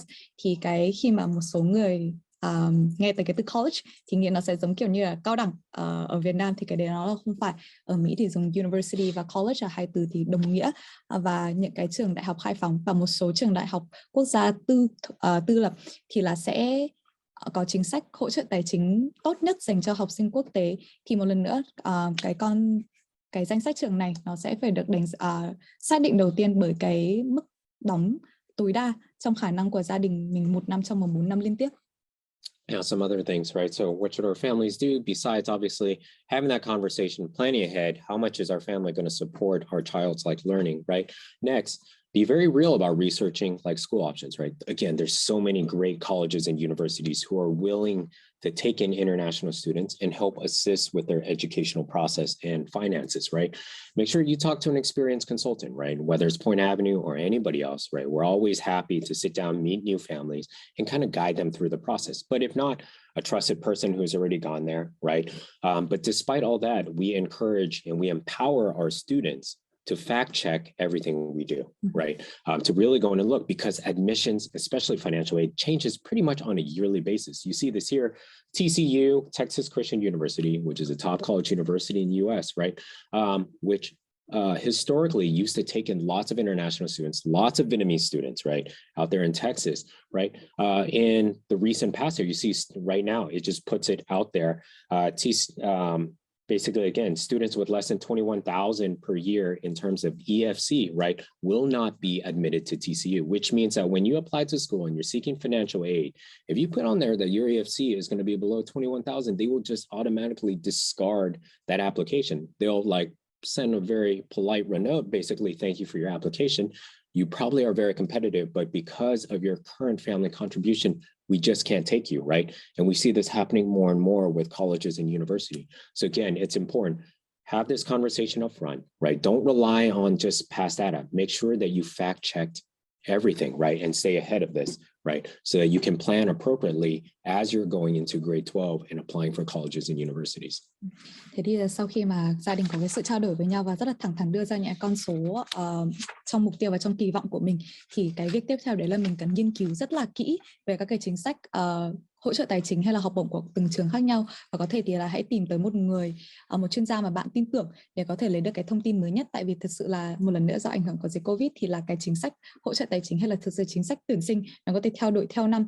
Thì một ví dụ ở đây điển hình đấy là trường TCU hay là Texas Christian University, thì là trong rất là nhiều năm qua thì được biết tới khá là rộng rãi ở trong cộng đồng học sinh Việt Nam, tại vì có nhận một cái lượng lớn học sinh Việt Nam, và bên cạnh đó thì cũng đưa ra những cái gói hỗ trợ tài chính nó rất là tốt để có thể tạo điều kiện cho các bạn ấy đi theo được. Thế nhưng mà gần đây là cái thông tin mới nhất của năm vừa rồi, thì trường nói thẳng lên ở trên website trường, đấy là nếu như mà học sinh nộp hồ sơ với hạn ít hơn, với mức EFC ít hơn 21.000 đô một năm thì là người ta sẽ từ chối luôn. Thì có thể là dù bạn là một cái người mà có cái hồ sơ rất là tuyệt vời, xuất sắc ở tất cả mọi phần, nhưng nếu như bạn không gặp được cái mức tài chính mà như trường đưa ra thì nó sẽ trở thành một cái lá thư từ chối ngay lập tức luôn. Thì cái này là bản thân học sinh của Point Avenue cũng đã rơi vào trường hợp này rồi, và đấy là một lần nữa là cái lý do mà chúng ta phải nghiên cứu và kiểm tra thông tin rất là rõ. Và dù là mình có nhận thông tin từ ai đi nữa thì cũng rất là quan trọng là các bạn học sinh và các gia đình lên trên Google hay là trên website của trường và tìm hiểu rất là kỹ xem đấy đúng có phải là chính sách của trường hay không. Okay. I know we're coming on the hour mark, so we're going to try to speed up through these slides in the next 10 minutes and then kind of reserve the rest for questions, right? Yeah. So here, right, just kind of going back a little bit. So some other recap on some of the things we talked about, whether test optional, whether financial aid, right? With here, right, standardized testing, right? Again, just the final cap on this. especially if you're based in Hanoi, right? Evidence Hanoi basically shows that Hanoi has run out of all SAT, ACT spots for March and May dates since December last year, right? That's more intense than pre-pandemic years. So before you decide to completely discard standardized tests, right, just think about the pool that you're being evaluated against. It's not American students. It's against other international students, Vietnamese, Chinese, Koreans, Japanese, what have you, right? Additionally, with the SAT going digital in 2023, right? 2023 for international students, right? Vietnamese, Thai, anybody outside the US, right? If you want to take the paper-based tests, right, you need to do so during this year, which is 2022, which means we need to lean ahead. Thì với cả những cái thông tin vừa rồi cũng như là những cái bài học mà Point Avenue vừa chia sẻ thì chúng tôi có một số xu hướng mà chúng tôi nghĩ là sẽ xảy ra trong cái thời gian tới. Thì đầu tiên đấy là liên quan tới cái việc thi chuẩn hóa. Thì nếu như mà bạn ở Hà Nội thì chắc là cũng sẽ biết là từ tháng 12 năm 2021 thì là cái ghế ngồi để thi SAT ở Hà Nội trong vòng tháng 3 và tháng 5 năm nay đã hoàn toàn hết chỗ. Những bạn nào ở Hà Nội muốn thi thì bây giờ bắt buộc là phải đăng ký ở các thành phố khác. Thì cái xu hướng này thậm chí là nó còn nhiều người còn thi hơn cả những cái năm mà trước khi mà Covid xảy ra. Thì trước khi mà bạn nghĩ rằng là ok chúng tôi sẽ nhất quyết không phải thi SAT nữa thì hãy nghĩ xem là mình đang ở trong một cái, mình đang được so sánh với cả những ai nữa. Bạn không phải là cái hồ sơ của mình với là học sinh quốc tế, với là học sinh từ Việt Nam thì sẽ so sánh với học sinh Việt Nam khác, các học sinh châu Á khác, chứ không phải là so sánh với những học sinh ở Mỹ khi mà cái chương trình học và cái evaluation criteria nó hoàn toàn là khác. Và một lần nữa, nếu như mà bạn có thể có thời gian chuẩn bị và thi và đạt được trên điểm trung bình thì chúng ta vẫn nên chạy theo con đường đó và có thể nộp để có thể đẩy mạnh cái hồ sơ của mình hơn. Bên cạnh đó thì một cái phần rất là quan trọng đấy là gần đây thì College Board có thông báo là vào năm 2023 thì là SAT sẽ hoàn toàn chuyển sang thi trên máy tính ở các thị trường quốc tế, và đến năm 2024 thì là sẽ thi trên máy tính ở Mỹ. Thì vậy nếu như mà bạn vẫn muốn sử dụng những cái kiến thức của mình có bây giờ, những cái tài liệu và những cái người giáo viên có kinh nghiệm dạy SAT thi trên giấy với cái format mà nó vẫn như thế trong vòng nhiều năm qua, thì 2022 là cái cơ hội cuối cùng để mình có thể tiếp tục làm việc theo cái format cũ, và sang năm 2023 thì là một cái format hoàn toàn mới, và cũng chưa rõ là cái thay đổi này nó sẽ ảnh hưởng tới cái chất lượng bài thi hay là cái điểm thi như thế nào. Yeah. We'll go through there. Just kind of updating on this here, talking about enrollment policy. So bottom left of the slide, right, you see UC Berkeley, UCLA, UC San Diego, right? Really, I mean, I love on the UC schools because I love the public universities as well, right?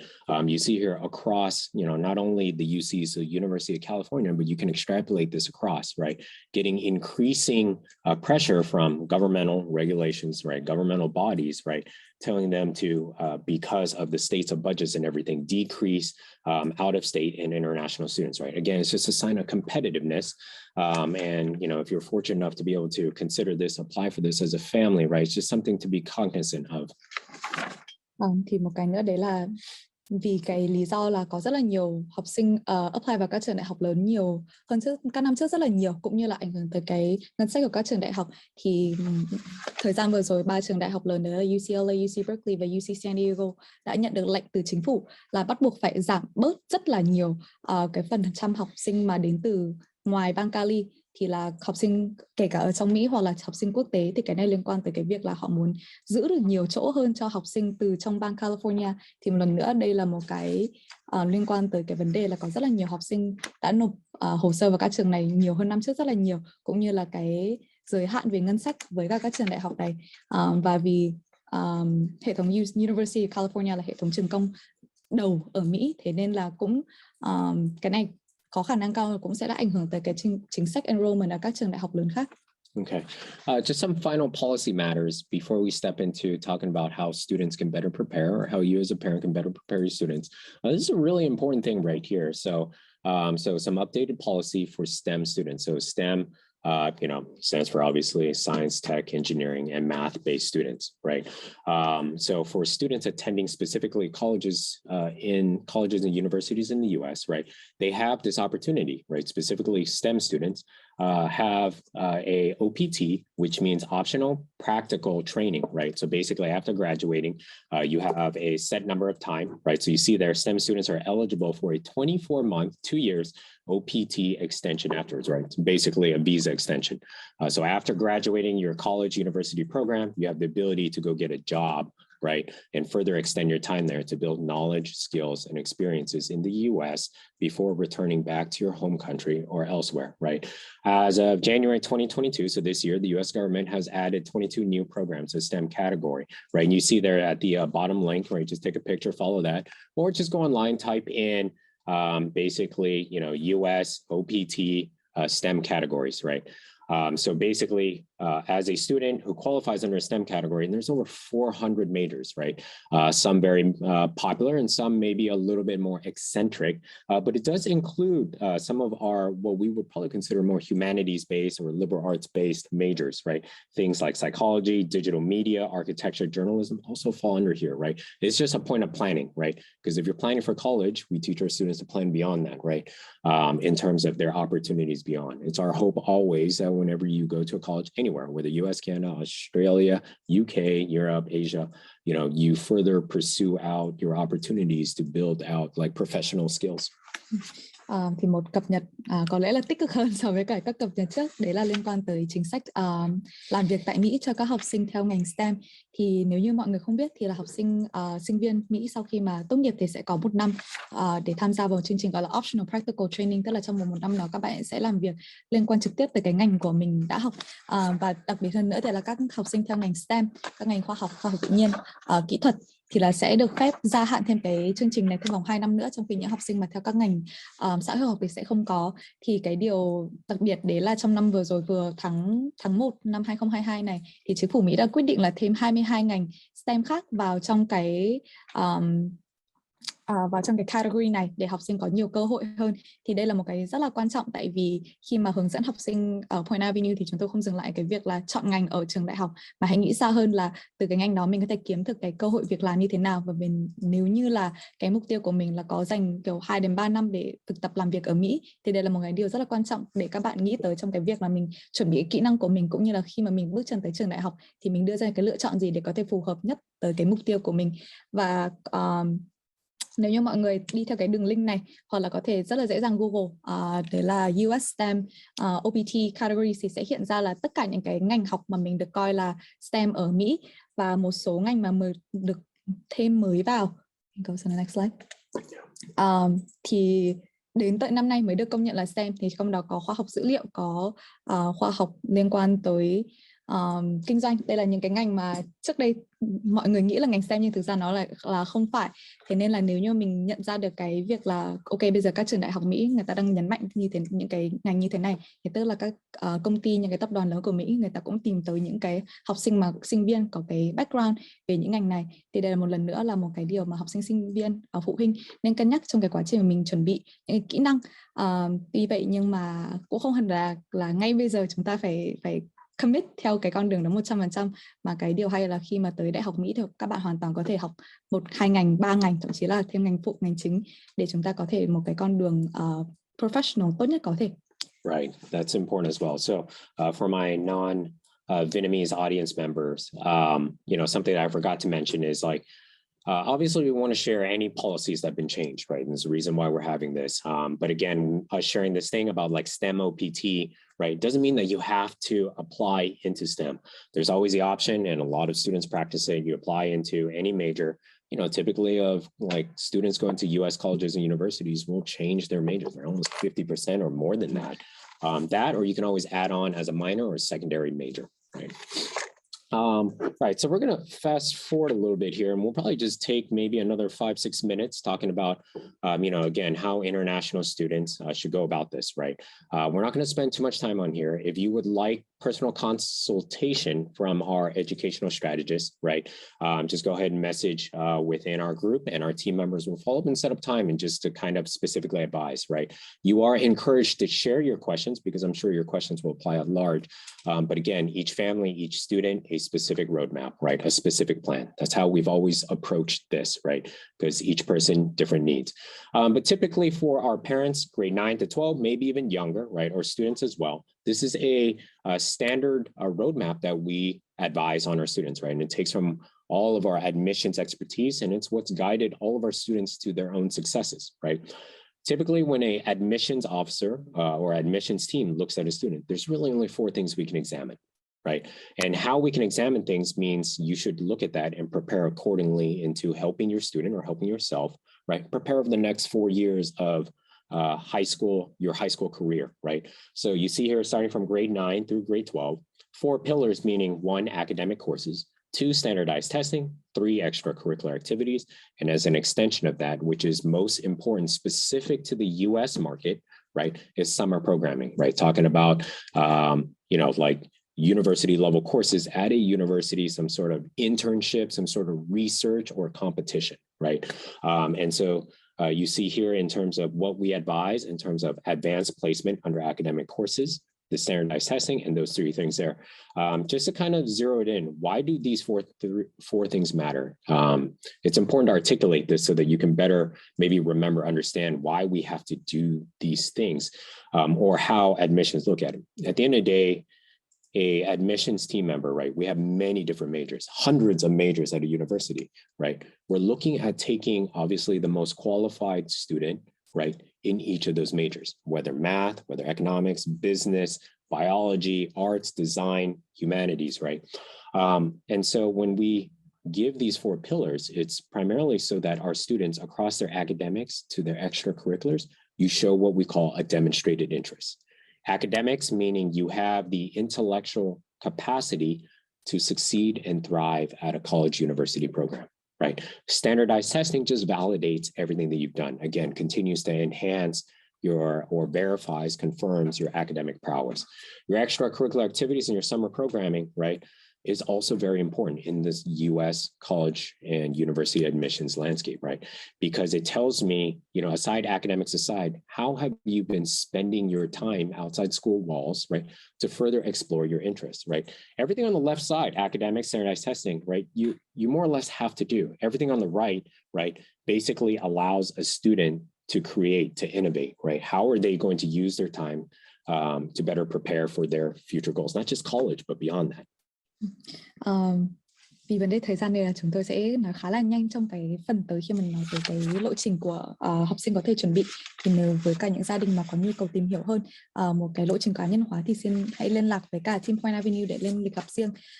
Thì trong cái thời gian và tư vấn qua thời gian vừa rồi thì là đây là một cái roadmap chung mà chúng tôi dùng để có thể advise các cái gia đình, các phụ huynh và học sinh khi mà mình nghĩ là ok, làm thế nào tôi có thể có sự chuẩn bị từ sớm để có một cái bộ hồ sơ tốt nhất cho cái việc tuyển sinh đại học.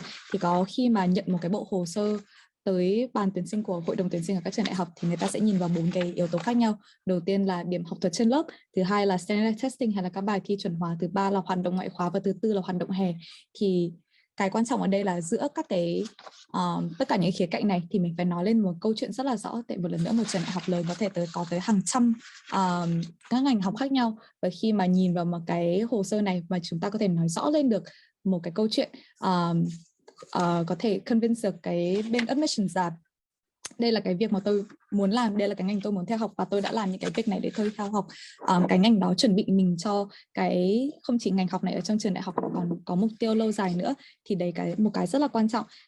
Thì khi mà nói về học thuật thì các học thuật trên trường và cũng như các bài thi chuẩn hóa thì gần như là cái điều kiện bắt buộc, gần như bạn học sinh nào cũng phải trải qua. Đây là cái thời gian mà mình phải dùng để làm các cái việc đó. Thế nhưng mà hai cái rất là quan trọng đấy là hoạt động ngoại khóa và hoạt động hè.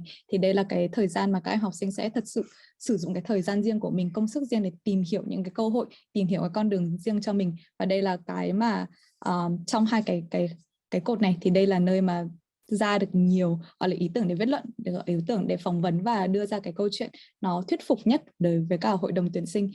Thì với tất cả những cái khía cạnh này thì mọi người có thể thấy là Point Avenue có đưa ra một số lời khuyên về AP thì nên học bao nhiêu lớp.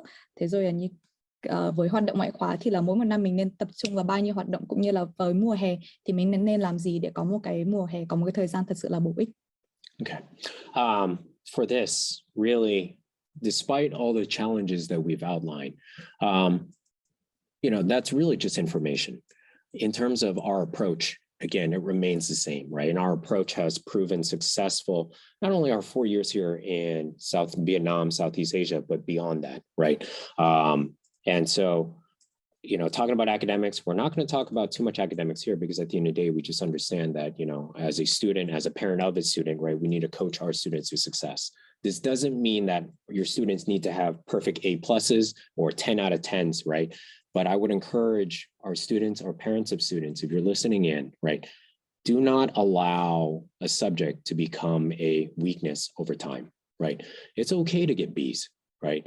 It's very okay to get Bs, but just because we have, maybe we're not good proficient yet in like math in grade 9, don't accept that. Don't accept that, hey, I'm bad at math now. That means that I'm bad at math forever. I'm going to avoid it, right? Continue to surround yourself, whether seeking after school hours with your teachers, a tutor, or whatever other opportunities to make sure you're proficient, right? So I'm not going to talk too much on that, but again, just the overarching thing with academics, you don't need perfect grades. Obviously, we're trying to work towards that, but just make sure that we are working continually to improve our knowledge base. We're going to spend the rest of the time talking a little bit more about finding this demonstrated interest via our extracurriculars. Thì có một lời khuyên cuối cùng về học thuật hay là các cái điểm thi, đấy là rất là nhiều bạn khi mà nghĩ tới một cái môn học nhất định, ví dụ như là tiếng Anh hay là toán, và ví dụ như trong cái thời gian qua thì là có rất là nhiều vấn đề với các cái môn học đó, thì nhiều lúc mình tự đưa cho một cái mark mình bản thân, đấy là tôi học rất là tệ môn này, tôi là một đứa dốt toán và tôi nghĩ là tôi sẽ không bao giờ khá được hơn. Thì về phía gọi là người cố vấn hay là những người nhà giáo thì chúng tôi nghĩ là sẽ không có một cái gọi là cái nhãn mác nào mà có thể đi theo bạn học sinh như thế. Mình là người quyết định cái gọi như là cái cuộc đời, cái số phận của mình, chứ không phải là cái việc tôi kém môn nọ kém môn kia mà trở thành một cái đi theo mình mãi. Thì ví dụ như là có thể không cần mình phải một điểm GPA tuyệt đối hoàn hảo, cái đấy nó không quan trọng bằng cái việc là tôi bắt đầu ở một cái ngưỡng như thế này và qua thời gian thì tôi đã phát triển được như thế nào. Đấy là một cái mà các nhà tuyển sinh người ta cũng nhìn vào, người ta đánh giá cao. Đấy là nếu như mình có một cái nền tảng có thể nó chưa được vững chắc, nhưng mà qua cái thời gian chúng ta đã phát triển, chúng ta đã thay đổi, cải thiện như thế nào, thì đấy là cái quan trọng và nó thể hiện được cái sự trưởng thành trong cái suy nghĩ cũng như là cái sự cố gắng của học sinh. Ngoài ra nữa thì là cái điểm thi học thuật không phải là cái mà quyết định hoàn toàn mọi thứ, và một lần nữa cái câu chuyện, cái cốt truyện của toàn bộ cái hồ sơ của bạn hay là cái demonstrated interest về một cái ngành học nhất định, về một cái mục tiêu nhất định nào đấy, nó sẽ là cái mà kết nối học sinh tới các trường đại học nhiều nhất, và đấy là cái mà Point Avenue sẽ nói tiếp trong cái phần tiếp theo. Right.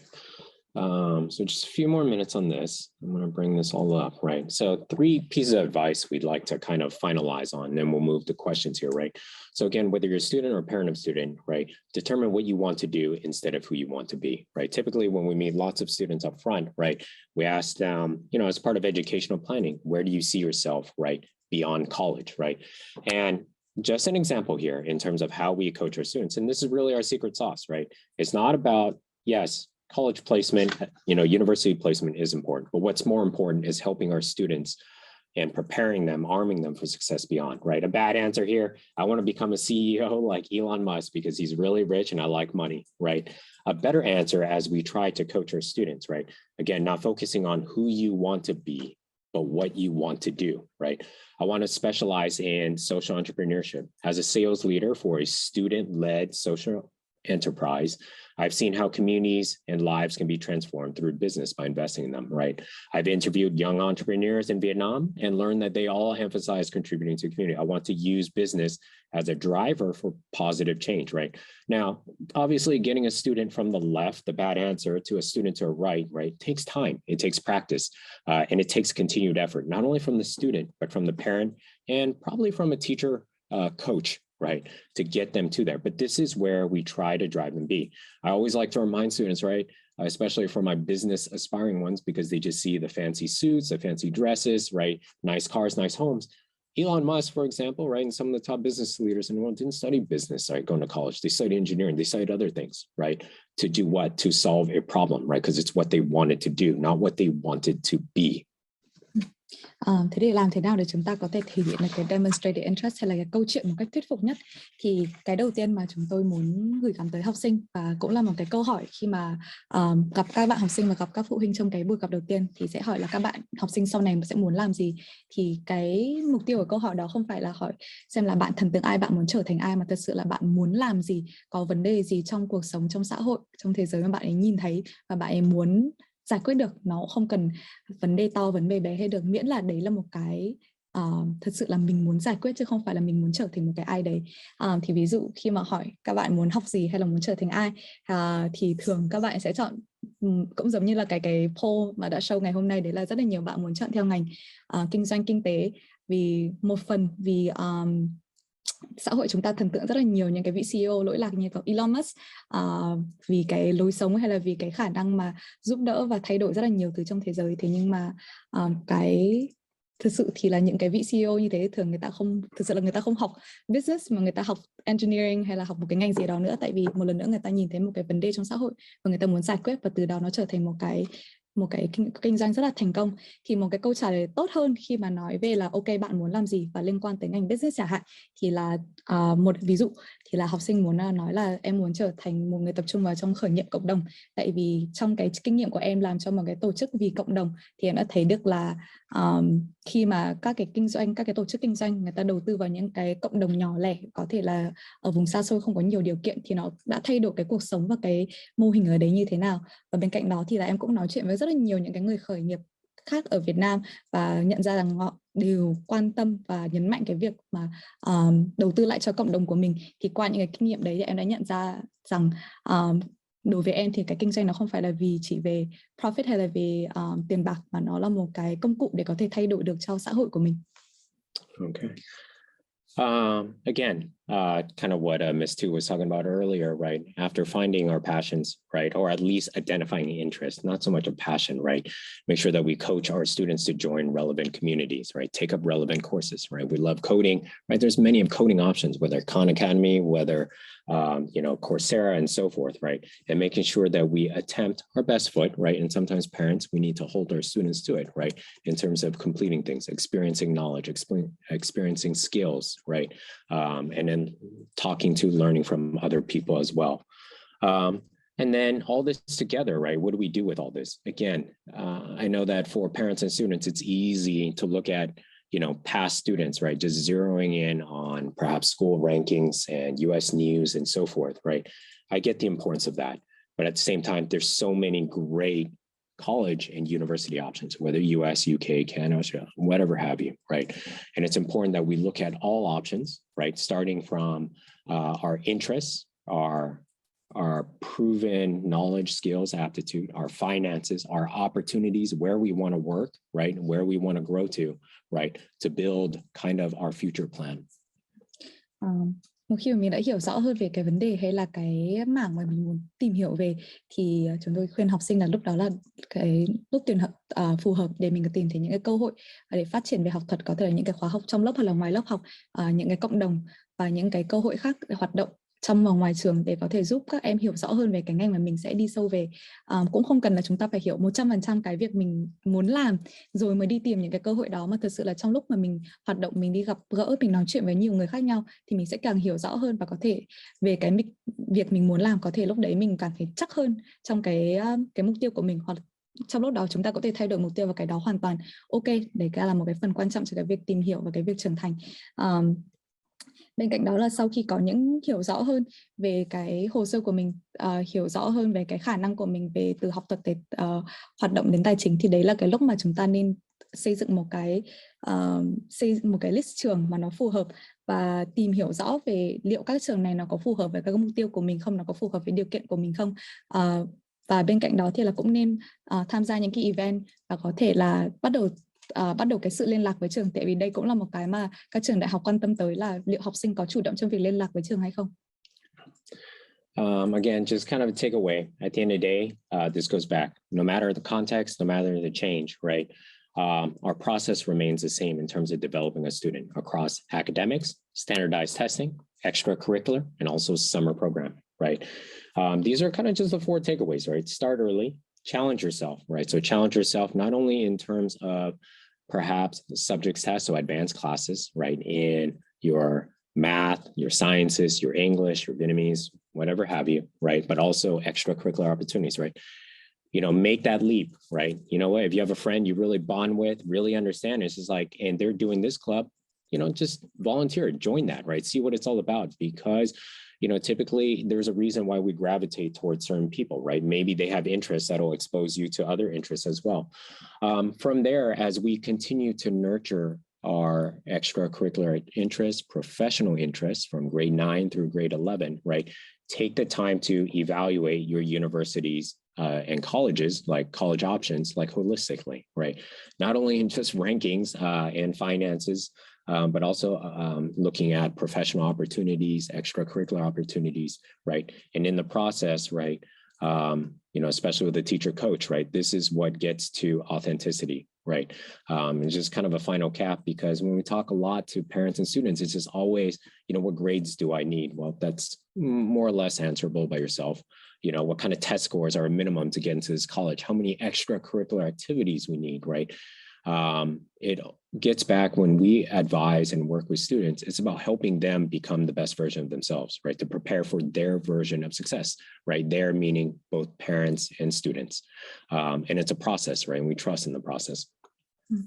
Thế thì cuối cùng một chút gọi là recap của những cái lời khuyên ngày hôm nay, khi mà nói tới cái việc là làm thế nào để chúng ta có thể chuẩn bị tốt nhất cho cái quá trình tuyển sinh, thì có 4 lời khuyên mà Point Menu muốn dành cho các học sinh và phụ huynh. Đầu tiên là hãy chuẩn bị sớm. Mình chuẩn bị càng sớm thì càng có nhiều thời gian để tìm hiểu, để đưa ra những cái lựa chọn đúng nhất, có thể là cập nhật những cái thông tin mới và đưa ra cái lựa chọn đúng nhất cho mình ở thời gian đó. Và thứ hai nữa là hãy thử thách bản thân, không chỉ trong việc học thuật mà các hoạt động. Đừng nghĩ là vì mình chưa sẵn sàng nên mình chưa đi theo một cái gì đó, mình không thử thì mình sẽ không biết. Và trong cái quá trình thử thách đấy thì cũng là mình sẽ học được rất là nhiều về bản thân, và đương nhiên là nó cũng sẽ có cái ảnh hưởng tích cực từ cái hồ sơ của mình. Thứ ba đấy là khi mà mình nhận xét các trường, mình xây dựng một cái list trường, thì hãy nhận xét và hãy đánh giá một cách toàn diện, không dừng lại ở chỉ ranking ở bất kỳ một trang web nào đó, mà hãy tìm hiểu xem liệu trường có phù hợp với mình về môi trường, về cái văn hóa của trường, về các cái cơ hội thực tập làm việc sau này, nó có thể đi theo và ủng hộ cái mục tiêu của mình hay không. Và cuối cùng đấy là hãy phát triển bản thân, đặt đấy là trọng tâm.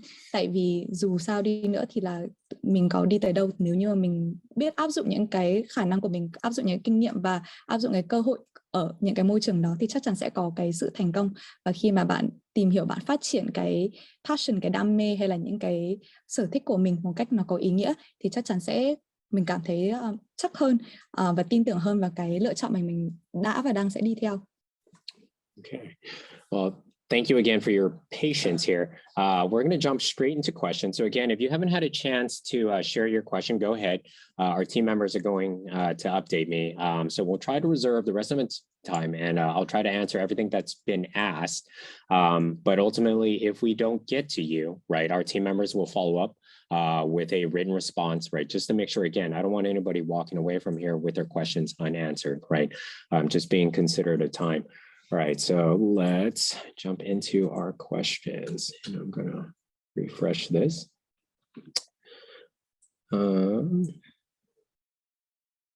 Okay, just one second. All right. First question's coming in, right? So I'm just going to answer this in the order that we had received them. Does SAT really need for applying US or Korean university, right? So I assume, well, it doesn't necessarily need to be a Korean family member. It could also be Vietnamese. We have lots of Vietnamese students studying in Korea as well. If SAT is optional, does my child need to submit an SAT score? Just to keep this condensed again, we kind of discussed on this, right? Yes. SAT, ACT optional by many colleges and university, not only in the US, but across the world. But our advice and our process remains the same. If you have the time and space, right, and the resources, right, we, our educational strategists, would always recommend, right, that you take the opportunity to not only verify your academic prowess, but also showcase your talents, right? For whether it's a parent or a student, you just need to remember, you're not competing with, like for this case, we talked a lot about US universities, but you're not competing with the domestic population, you're competing with other international students. And top students, as shown by, when we're looking at whether UPenn, Vanderbilt, Georgetown, right? Test option or not, right? The majority of their students getting in have submitted qualified test scores, right? So if you have the opportunity, go ahead and prepare and take it. Just remember our caveat in that, just because you're taking, if you don't get the scores you're really looking for, you don't think it enhances your profile, right? Then you're not, forced to submit it. But again, our default recommendation, if you have time and space, go ahead and prepare for it. Thì câu hỏi đầu tiên là cũng liên quan tới cái chính sách tax optional, đấy là việc bây giờ có cần cái điểm SAT hoặc là ACT để nộp tới các trường đại học không chỉ ở Mỹ mà các trường đại học quốc tế hay không. Thì một lần nữa cái lời khuyên của Point Avenue đấy là nếu như mà học sinh có thời gian, có tài nguyên, có khả năng thì chúng ta vẫn nên cân nhắc học và kiểm tra cái trình độ của mình. Một lần nữa nó cũng tốt cho cái việc học trên trường nếu như mà các bạn theo cái chương trình học quốc tế hoặc là nói chung là cần bổ sung tiếng Anh hay là toán bằng tiếng Anh của mình. Và thứ hai nữa là mình cũng nếu như mà có điểm trên cái mức trung bình của các trường đại học đó thì nó vẫn sẽ là tốt cho cái hồ sơ của mình. Và đương nhiên cái điều mình cân nhắc đấy là nếu như mà cái quỹ thời gian, cái quỹ lực của mình còn lại là bao nhiêu, và nếu như mà không có khả năng theo được không có khả năng theo được việc học và luyện thi thì chúng ta cần cân nhắc đẩy mạnh các cái phần khác của hồ sơ như thế nào. Right. I'm going to jump to this kind of maybe easier question. Do colleges, universities prefer the SAT over the ACT? They're both accepted, right? In all of my discussions with all of, admissions, whether it's admissions officers, admissions team members, admissions experts, right? They're all weighed the same, right? At the end of the day, it's an aptitude test that generally weighs your reading, writing, math. ACT obviously includes science as well, but they're equally accepted, right? A top score in one is the same as a top score in another, right? And typically when we advise students, now there's obviously specificities to each in terms of why a student might approach one or the other. But honestly, there's no wrong approach. It's really just a preference. Thì câu hỏi tiếp theo đấy là các trường đại học có ưu tiên SAT hơn là ACT không? Thì câu trả lời này là không. Các trường đại học đều coi hai bài thi này giống như nhau. Thế nên là tùy vào nếu như mà bạn học sinh vẫn còn khá là nhỏ, ví dụ như lớp 9, lớp 10 và có thời gian để thử cả hai bài thì cách tốt nhất đấy là chúng ta làm mock test của cả bài SAT và ACT để thử xem là mình có phù hợp với các cái bài thi nào hơn. Mặc dù cả hai bài nó có kiểm tra cả kỹ năng toán và tiếng Anh, thế nhưng mà cái nhấn mạnh cũng như là cái cách mà người ta đưa ra câu hỏi hay là cái mẹo làm bài nó khác nhau. Thế nên là cái tốt nhất là các bạn hãy thi thử. Nhưng mà một lần nữa thì là giữa ACT hoặc là SAT để các trường đại học đều đánh giá như nhau. Right. I'm going to jump to this question here just to kind of keep them grouped together. If my kid's student doesn't study or take the SAT because the tests were canceled so many times, then what should her application profile focus on? We understand this, right? The past year, especially in Hanoi, Vietnam, and elsewhere as well, it's been hard, right? Lots of tests being canceled, and I can understand the frustration that our students and parents go through. If we ultimately decide, again, we talked about the 4 pillars. We talked about our academic courses. We talked about standardized tests, extracurriculars, and then as an extension, summer programming. If you standardize tests, again, confirm our academic courses, right? And so this was really made because, you have students studying from different countries, going through public schooling in a non-international based curriculum. Non-international meaning not advanced placement, not IB or international baccalaureate, or not advanced level, right? A standardized test basically verifies that a student is ready across the entire sample for this, right?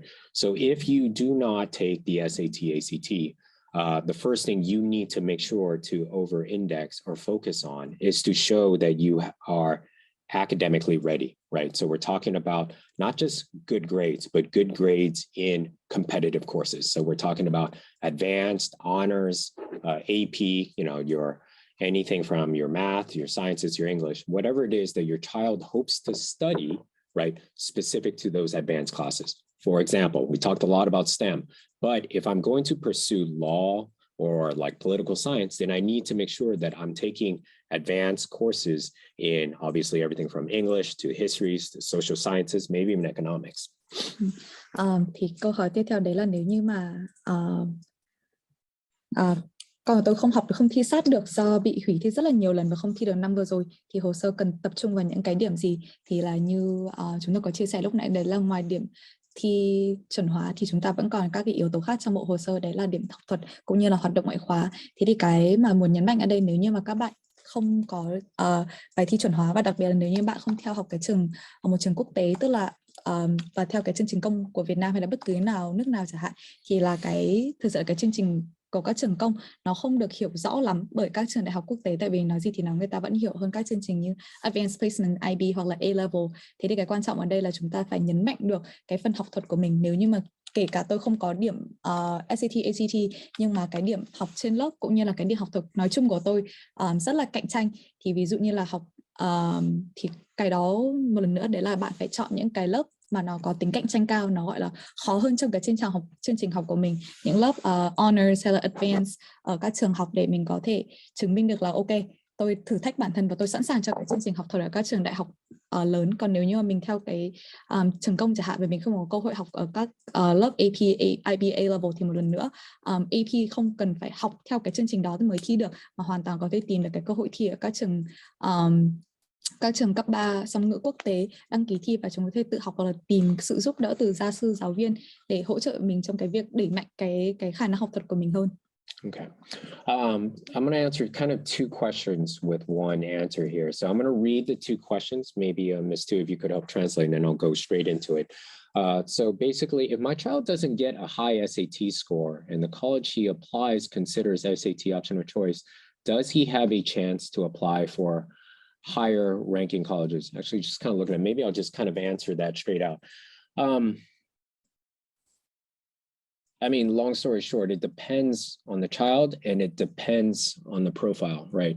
That's kind of evidenced by our presentation. And that's what we default to. Again, top colleges, top universities, right? They have shown, no matter test optional or not, the majority or preponderance of their students admitted have submitted test scores, right? And so if your child doesn't get a high SAT score, and that kind of varies, right?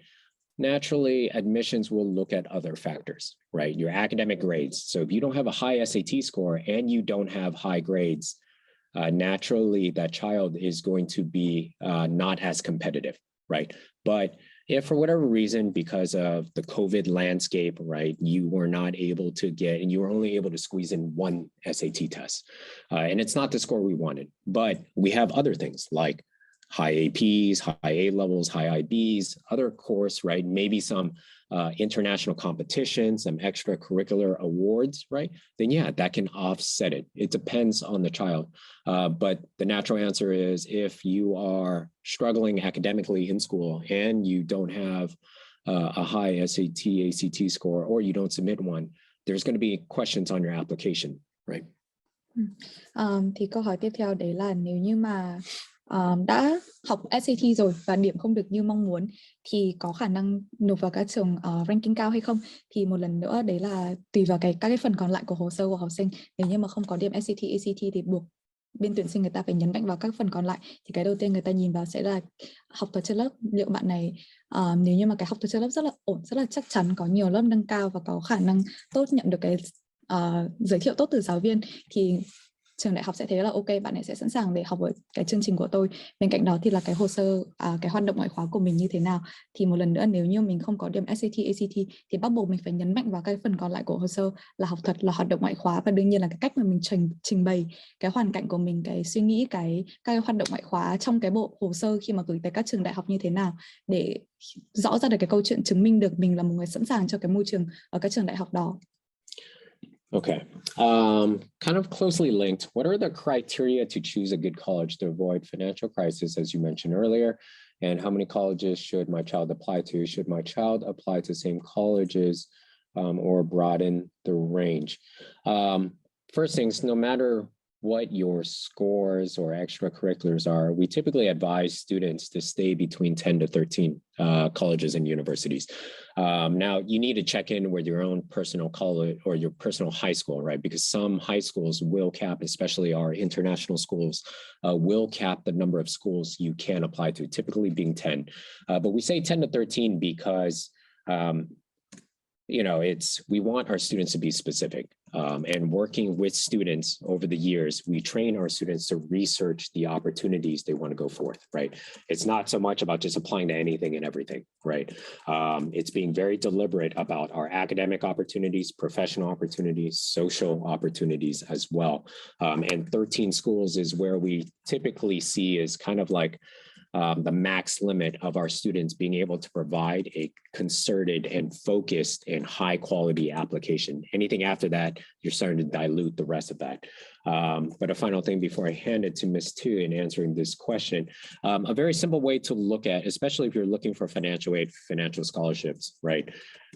Admissions and finance are going to zero in on your test scores, right? So typically when we advise students as a benchmark, we start with the SAT, ACT range that your students are operating in, right? And then from there, we look at schools lists, right? We look at like basically SAT ranges. So if you're looking at financial aid, you really need to be applying to schools where you are in the top 75th percentile, which means out of 100 students, your student's test score stands in the top like 25 students. And then from there, we look at percentage of international admitted students. And from the international admitted students, what's the percentage that gives fin aid, how much the award is, right?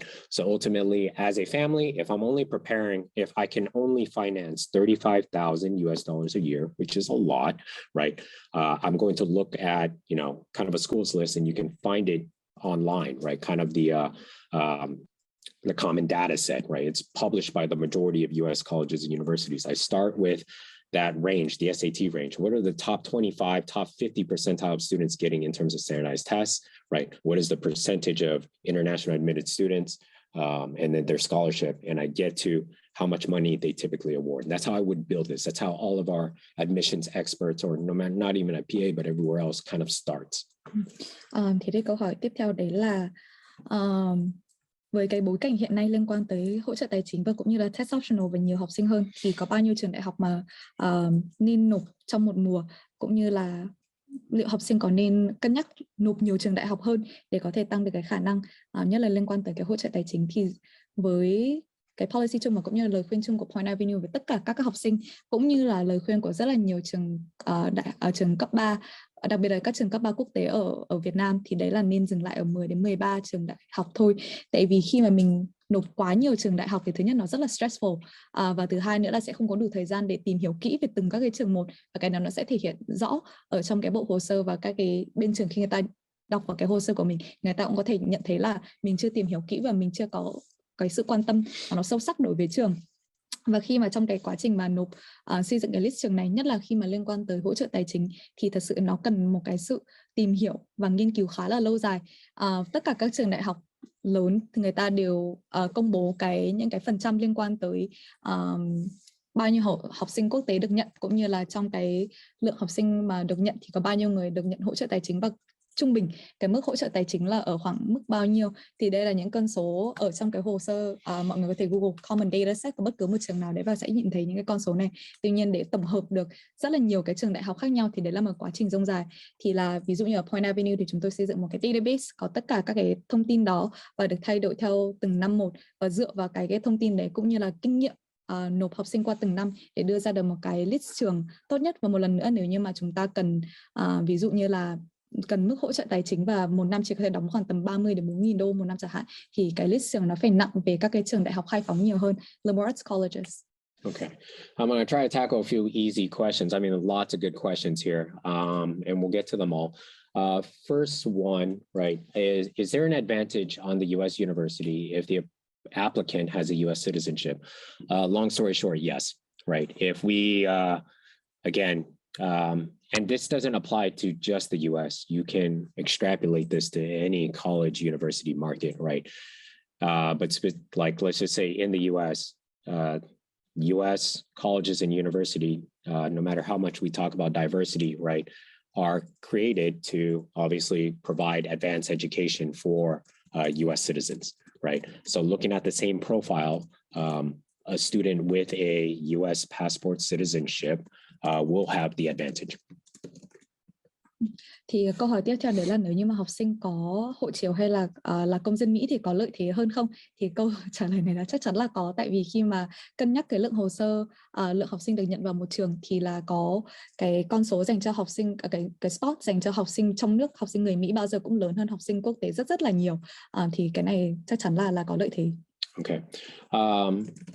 Some related ones here. Does IGCSE score affect university admissions? Yes, right. So typically students taking IGCSE do it in grade 9, grade 10, or if you're attending a British system, year 10, year 11, right, which are equivalent. So any grades you achieve in high school, again, defined as grade 9 through grade 12, or year 10 to year 13, depending on what school system you're in, it all counts, right? So IGCSEs are very important, right? Câu hỏi tiếp theo là nếu điểm đây là câu hỏi dành cho những gia đình mà có con đang theo học các trường hệ Anh như là A-level hay là IB. Đấy là liệu điểm IGCSE có ảnh hưởng tới khả năng nhập học hay không? Thì câu trả lời này là có. Với các trường đại học ở Mỹ thì là cái cấp 3 được tính là bắt đầu từ lớp 9, nên tất cả những cái gì liên quan tới học thuật hoạt động hay là những cái kinh nghiệm của học sinh xảy ra trong 4 năm từ lớp 9 đến lớp 12 đều có ảnh hưởng tới cái hồ sơ nhập học. Tuy nhiên nếu như mà trong trường hợp là điểm IGCSE của bạn không được như mong muốn, nhưng mà lớp 10, lớp 11 điểm A-level và điểm IB của bạn khá hơn rất là nhiều, và tức là có cái thể hiện được cái sự cải thiện từ điểm IGCSE tới A-level và IB, thì đây vẫn là một chiều hướng tốt. Tuy nhiên là chúng ta vẫn luôn luôn cố gắng tập trung để giữ cái điểm học thuật của mình cao nhất ở mức có thể. Okay, related to IGCSEs, I see some questions related to international curriculum, right? So I see some parents or students are asking, is there an advantage to A levels or advanced level versus IB, International Baccalaureate, or AP, Advanced Placement? At the end of the day, I love on all the international curriculums and also domestic curriculum, right? They all can be good. It just depends on how your student is, suited for them. But at the end of the day, a student doing well in A levels, IB, AP, or a domestic curriculum like Vietnamese MOET, they will be equally competitive, right? Why we choose AP or IB or A levels, that's a different topic, but just superficially or just looking at it matter of factly, right? Just looking at curriculum, they're all college level readiness courses. So if you do well in one or the other, you're looked at equally. For American, because the question is specifically about American colleges. Yeah, I mean, Ms. Sue brought up a good point. If I am, typically A levels are more geared towards UK colleges, but in my own personal professional opinion, right? So something she brought is just, typically students applying or just going to high school in the US, right? You see a lot more A levels, you see a lot more advanced placement, and then you see IBs, and then A levels for students studying, whatever have you. So admissions are more acquainted with AP, IB. A levels are more geared towards like British, obviously, university systems, right? But again, success in one does lend to success in all, right? But if you have the choice and you're going to go to a US university, then I would stick with AP or IB. But that doesn't mean if you're ready in A levels, you can't show academic readiness. Thì có một câu hỏi nữa về các cái hệ học cấp 3 quốc tế, thì đấy là với các trường đại học Mỹ thì liệu A-level có bị gọi là bất lợi so với cả việc học IB hay không? Thì đầu tiên trong 3 cái gọi là cái chương trình cấp 3 quốc tế đấy là AP, IB, A-level, thì thường là nếu như mà các bạn học tốt một trong 3 chương trình này thì nó đều là cái dấu hiệu tốt về cái học thuật của bạn ở trường đại học. Tuy nhiên nếu mà nói về trực tiếp về cái quá trình tuyển sinh ở các trường đại học Mỹ thì 2 cái chương trình được công nhận và đánh giá nhiều hơn, đấy là AP và IB, tại vì đây là 2 chương trình mà được giảng dạy ở Mỹ nhiều. Đầu tiên là AP và đứng thứ hai là IB. Còn A-level thì thường các bạn học và đi theo các cái trường mà theo hệ giáo dục đại học của trường Anh nhiều hơn. Vậy nên là tùy vào cái mục tiêu của học sinh và gia đình là các bạn muốn đi học ở đâu. Tuy nhiên nếu như mà về trường Mỹ, đại học Mỹ chỉ tập trung vào đấy hơn, và nếu như mà có cơ hội và có thời gian thì có lẽ là cái đi theo IB sẽ có lợi thế hơn. Tuy nhiên một lần nữa, nếu như mà bạn học tốt một trong 3 chương trình đấy thì cái khả năng thành công đều cao cả. Okay, I'm going to answer a few more questions related to SAT, ACT, TOEFL, IELTS, and I'm going to answer a few questions related to extracurricular programming. I have a question here that basically says, what is the minimum score required to get into IB schools on the regular SAT? The truth is there is no minimum score, right? If you want to understand bandwidths, again, we talked about it earlier. The majority of US colleges and universities annually publish a common data set, right? So just go on Google, type in the school you're considering. So in this case, if we're talking about an IB, type in Columbia University, type in common data set, or UPenn common data set. They'll publish everything from student demographics, right, to also student profiling. And they'll tell you what is the, like 25th to 75th percentile in terms of the students that were accepted, what was the SAT range, right? And that will inform you. That doesn't mean that if your child doesn't hit that mark, they don't have a chance. Now, if your child falls in the bottom 25% of that range, you should be informed or, take away from it that obviously our chances of getting in are less, right? So that's how I would look at it. There is no minimum. We always talk about 15-50s because that's generally scores correlated with the top 25, top 30th percent of, kind of top schools, right? It is what it is there. Some other SAT questions here. I took the SAT already. Should I take the ACT also? Yes and no. If you have a strong score in the SAT, then you're good with that, right? And we didn't talk about this, but if you are going to, when we talk about SAT, ACT, the magical number is 3 tries, right? We shouldn't do more than 3 tries because then it becomes like an extracurricular activity. But if you get a good score in 1, that's it. They're equivalent, right? But we've had students in the past who didn't quite get the score they wanted in 1 and then converted over to the other. That is also possible, but that's specific to each child. Thì câu hỏi tiếp theo đấy là liệu các trường Ivy thì có điểm sát tối thiểu để được cân nhắc không? Thì câu trả lời ngắn gọn là không. Các trường đại học ở Mỹ không có điểm tối thiểu cho bất cứ một cái môn gì cả. Tuy nhiên nếu như mọi người lên Google và có thể Google tên trường cộng với cả Common Data Set thì hàng năm các trường đều chia sẻ cái số liệu về học sinh mà đã được nhận trong năm vừa rồi liên quan tới giới tính, rồi màu da, rồi là khả năng kinh tế cũng như là các cái điểm thi, thì từ đó mình có thể biết được là cái điểm trung bình ở các trường đại học nó là khoảng bao nhiêu. Và nếu như mà điểm của mình bao giờ cũng nên cố gắng để trên cái mức trung bình và ưu tiên là nếu như mà đạt được trên top 25% ở một trường đại học nào đấy thì bao giờ cái cơ hội của mình cũng sẽ cao hơn. Tuy nhiên vì cái chính sách test optional nên cũng không có nghĩa là nếu như mà điểm kém thì hoàn toàn không có khả năng ở các trường đấy. Một lần nữa thì là cần có sự cân nhắc và đánh giá toàn diện về cái bối cảnh mình nộp lúc đó, cái khả năng các phần còn lại của hồ sơ của mình, cũng như là cái nhu cầu của gia đình đối với cả trường nó có phù hợp với nhau hay không. Okay. Next, my child is studying 4 years of high school in Singapore, all in English. Does he need to take the English test like SAT, ACT, TOEFL anymore? So those are that's 2 different questions, right? So if we're talking about an English test, we're talking specifically about TOEFL or IELTS, right? SAT, ACT are not English tests. They're conducted in English and they assess English proficiency, but they're not considered a proficiency test. They're considered a aptitude test, which are different. Again, TOEFL, IELTS, SAT, ACT, right?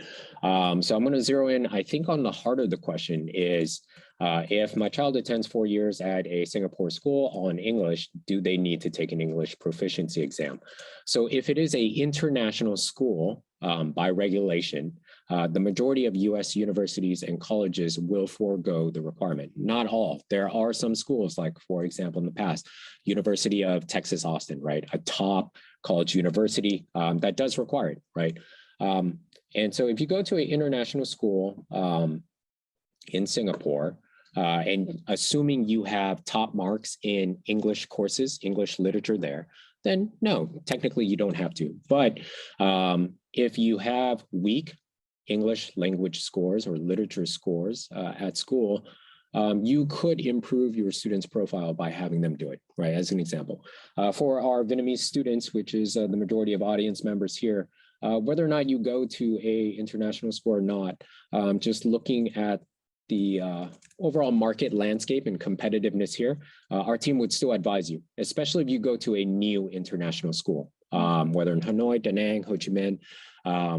If your school doesn't have the length of history that has sent students to the colleges that you want, you are better served taking that test. Thì đấy, câu hỏi tiếp theo đấy là con học cấp 3 tại Singapore 4 năm bằng tiếng Anh thì có cần thi các chứng chỉ ngôn ngữ tiếng Anh nữa không? Cái này thì thực sự là nó tùy vào cái trường, cái nhu cầu của từng trường một và cái policy của trường đó. Thì ví dụ như là rất là phần lớn các trường đại học ở Mỹ chẳng hạn thì sẽ nói là nếu như mà bạn học 3-4 năm cấp 3 ở các nước mà có ngôn ngữ chính là tiếng Anh, ví dụ như là Mỹ, Anh, Canada hay là Singapore, thì bạn sẽ không cần tới cái bài thi TOEFL hay là IELTS. Tuy nhiên cũng có một số trường nhất định, ví dụ như là trường University of Texas at Austin thì lại nói thẳng luôn bất cứ học sinh nào là học sinh quốc tế đều phải nộp chứng chỉ TOEFL hay IELTS. Thì cái đấy là cái quan trọng để chúng ta tìm hiểu sớm những cái trường mà mình muốn theo học và tìm hiểu rõ cái policy của từng trường một để có cái sự chuẩn bị. Tại vì sẽ rất là tiếc nếu như mà tới cái lúc mà mình apply và phát hiện ra là mình thiếu bất kỳ một cái yêu cầu nào đó, thì rất là tiếc cho cái quá trình và bất lợi cho cái quá trình mà mình apply. Nhưng mà thông thường nếu như mà đã học 4 năm ở Singapore thì khả năng cao là sẽ không cần tới TOEFL hoặc là IELTS. Okay. Another English proficiency exam question. Is IELTS considered a standardized score for university admissions? How much IELTS score is enough to meet the requirements of the admissions committee, right? So yes, it is a standardized test score, but it is different than the SAT, ACT as per what we explained, right? The majority of, I'm going to say 99.9%, if you're an international student, if you're not holding, a US passport citizenship, you are better advised to take it, right? Unless, again, if you go to an international school, technically by law, you don't have to, right? Technically by regs, you don't have to, unless for some of the exceptions we said. Competitive IELTS score, and I'm correlated to SAT as well. IELTS, like typically, requirements sit anywhere from 6.5 to 7, depending on the program.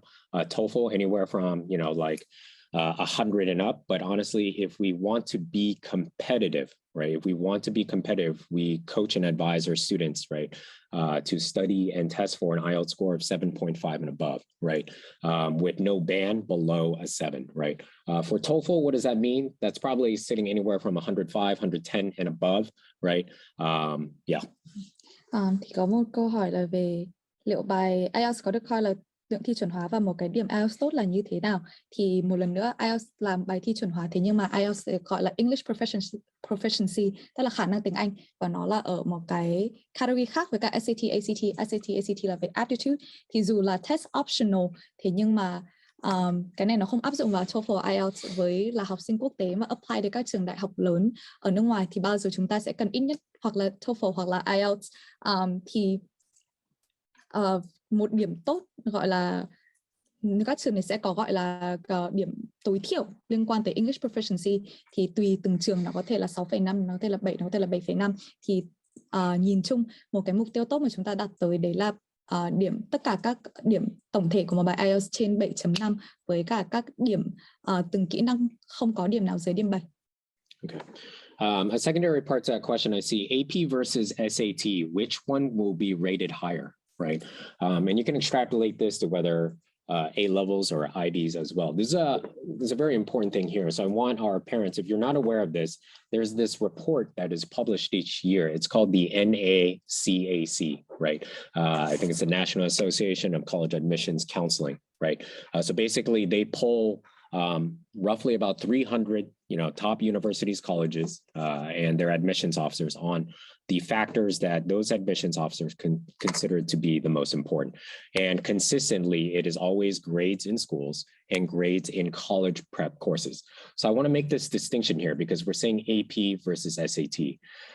When you talk about AP, there's actually two parts of this. One is the actual class the student takes in school, and they get a grade from it, A through F, whatever have you, or they self-study on their own.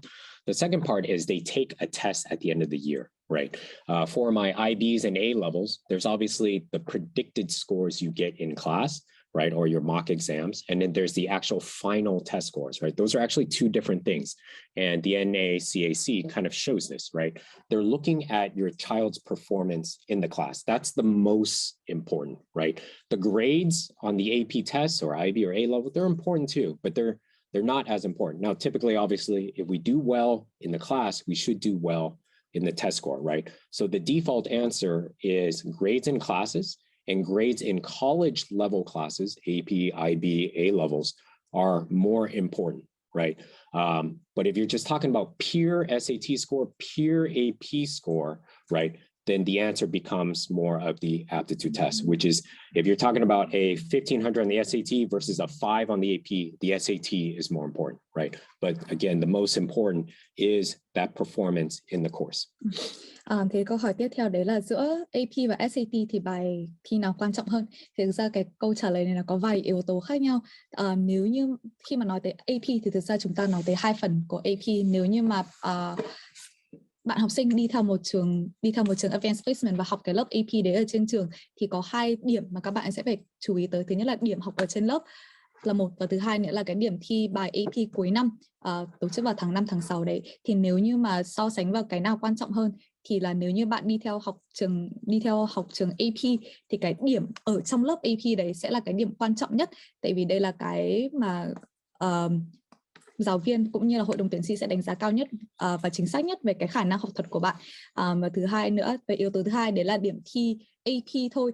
Thì khi mà hoặc là bạn là một học sinh theo trường AP học trên lớp rất là tốt, nhưng mà không may là đến hôm thi AP nó lệch giờ hay là mệt mỏi hay là vấn đề gì đấy và điểm thi không được như mong muốn, thì hoặc là bạn là một học sinh trường công và đi học thêm AP ở bên ngoài rồi sau đó tự thi, thì lúc đấy cái điểm AP nó lại không được đánh giá cao bằng điểm SAT, tại một lần nữa SAT là một cái điểm nó bao hàm hơn, nó gồm cả toán và tiếng Anh, còn AP là chỉ thuộc về một môn hay thôi. Nên một lần nữa, nếu như mà bạn là học sinh theo học trường AP thì cái điểm trong lớp là điểm quan trọng nhất, và sau đó là mới đến điểm thi thật. Còn nếu như mà bạn làm học sinh bên ngoài và muốn học thêm AP hoặc là SAT thì lúc đó điểm SAT là điểm quan trọng hơn.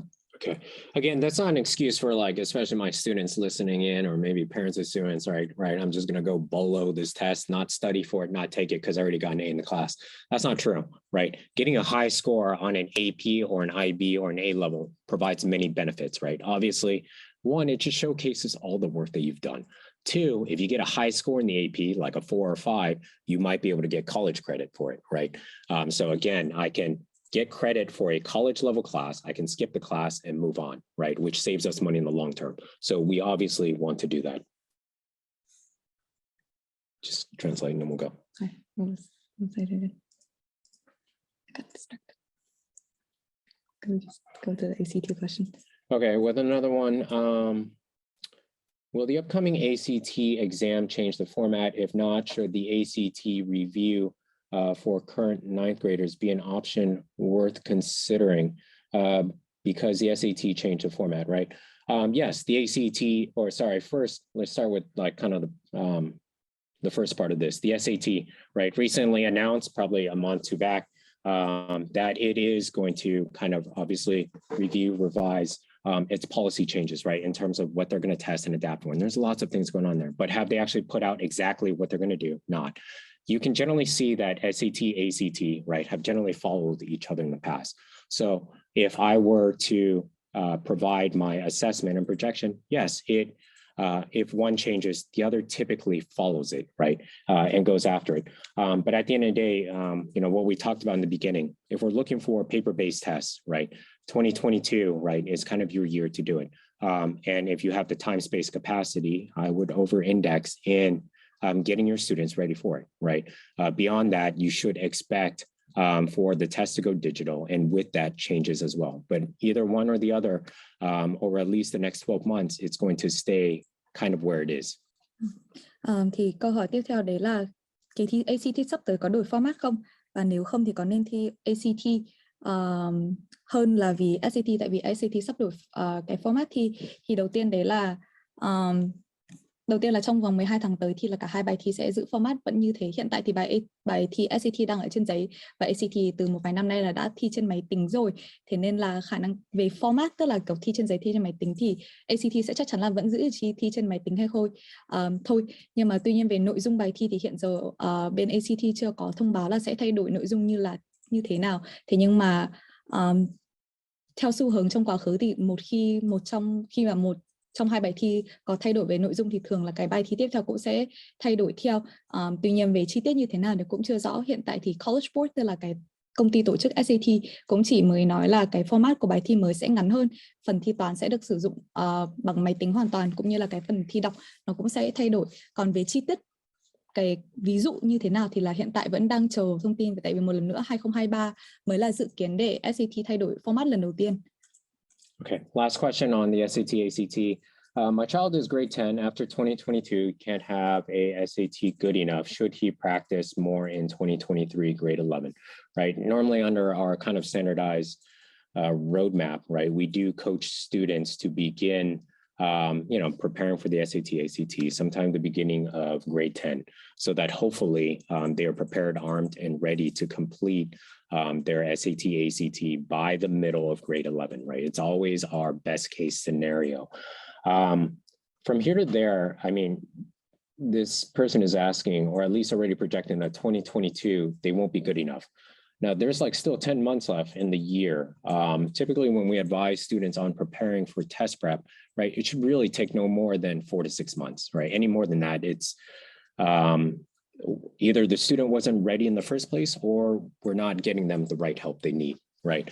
In your best case here, I would say, if we're in grade 10, we could look at some standardized prep in the summer, right? So right now, at least through spring, would recommend kind of more of a routine, steady pace prep. And then in the summer, perhaps enrolling, whether Point Avenue or elsewhere, into a intensive base camp, right? Kind of dedicating 1 month where it is rigorous prep to get you the score you need. That means that by then, August, September, October, November, they'd be ready to take their tests, right? Again, no more than 3 tries. So I really don't see a reason why, unless their reading, writing is not at the level we need, which means that we probably need to start with TOEFL, IELTS, and then go into SAT, ACT, right? But at the end of the day, we have students as late as grade 12 still attempting to do it and still do it successfully, and then also completing their college apps. Câu hỏi tiếp lời tới là con tôi đang học lớp 10 và nếu hết 2022 thì không được điểm sát đủ tốt thì có nên luyện thêm năm 2023 lớp 11 hay không? Thì thực ra cái câu hỏi này cũng có nhiều phần khác nhau. Đầu tiên đấy là thực ra bây giờ thì mới đến tháng 2 trong năm và vẫn còn 10 tháng nữa mới hết năm. Thì nếu như mà gia đình nghĩ là trong năm nay vào chưa có điểm thi tốt thì có lẽ là một cái mỗi lo hơi khá là sớm. Tại vì khi mà chúng tôi khuyên học sinh luyện thi SAT, ACT thì thường là nên giải quyết trong vòng 1 năm và ideally thì là trong vòng 4 đến 6 tháng. Thì với cái mức độ học bây giờ thì con có thể mùa xuân này tiếp tục làm quen với bài thi, học từng các phần khác nhau để làm quen với cả cái bài thi tổng thể cũng như là các cái mẹo làm bài thi. Và tới mùa hè thì là luyện tập chuyên sâu, làm rất là nhiều những cái bài thi mock để có thể chuẩn bị, và tới mùa thu là có thể thi từ tháng 8 đến tháng 12 thì là có tận 3 đợt thi khác nhau để các bạn có thể thử sức tháng 8, tháng 10, tháng 12 và hoàn toàn trong thời gian đó thì có khả năng là sẽ đạt được điểm tốt. Ví dụ như là trong cái thời gian đó điểm prep mà nó vẫn chưa ổn như mình mong muốn thì tức là khả năng cao là sẽ có một chút gì đó liên quan tới cái nền tảng tiếng Anh và nó chưa được ổn, và nếu như mà đấy là lý do thì có lẽ là con nên quay lại và luyện tập chắc chắn điểm điểm TOEFL hay IELTS để có cái điểm English proficiency thật chắc khi mà con nộp thi. Tại vì một lần nữa khi mà English proficiency, TOEFL, IELTS là cái điểm cần, còn SAT, ACT là optional. Okay, just 2 more questions here and we'll wrap up. And again, if you have any more questions, feel free to continue messaging our team and then we'll go ahead and follow up with you personally. But first, one more question that, as far as I know, there's a difference in the curriculum between the specialized school and the non-specialized schools in Vietnam. Specialized programs and advanced program and difficult grades will affect the GPA. So is there a consideration? Yes. If we're talking about schools for the gifted, right? Now, the majority of not all schools for the gifted. So for example, in Vietnam, pretty much have a long history of obviously sending students to school, to universities overseas, right? And so that curriculum is recognized, right? And their placement. If your school, right, does not have a history of sending your student to that specific college, university that you want to go, then yes, there will be a question. But overall, if you're talking about comparing schools for the gifted versus your more traditional public schooling, right, admissions members looking on the history of accepting students from there will know the difference, right? And they will evaluate that, right? So perhaps you're not getting 9.5s or 10s across the board, but maybe you're getting 9.0s across the board, but they will understand and recognize that. Một câu hỏi là về cái chương trình học ở Việt Nam, đấy là giữa trường chuyên hay là trường không chuyên, thì đương nhiên có trường chuyên có cái chương trình học nặng hơn và cái đấy cũng ảnh hưởng tới cái điểm GPA hay là điểm trung bình của các bạn. Thì đây là cái điều mà liệu các trường đại học có nhận ra và có đánh giá hay không? Thì câu trả lời là có.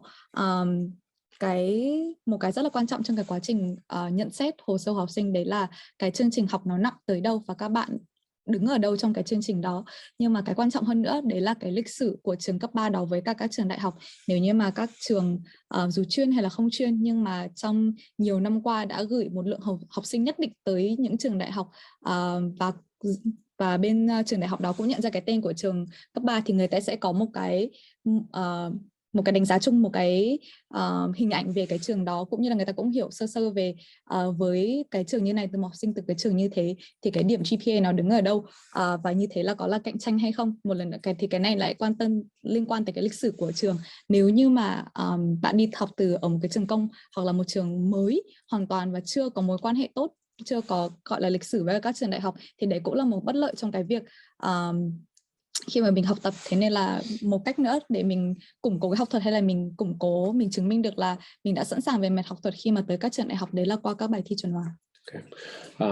Last but not least, we had a question here regarding research, and other extracurricular matters. So are international scientific research awards considered extracurricular activities? Yes. So to define as a extracurricular activity, it's basically anything that your student seeks out, whether in the school or outside the school, right?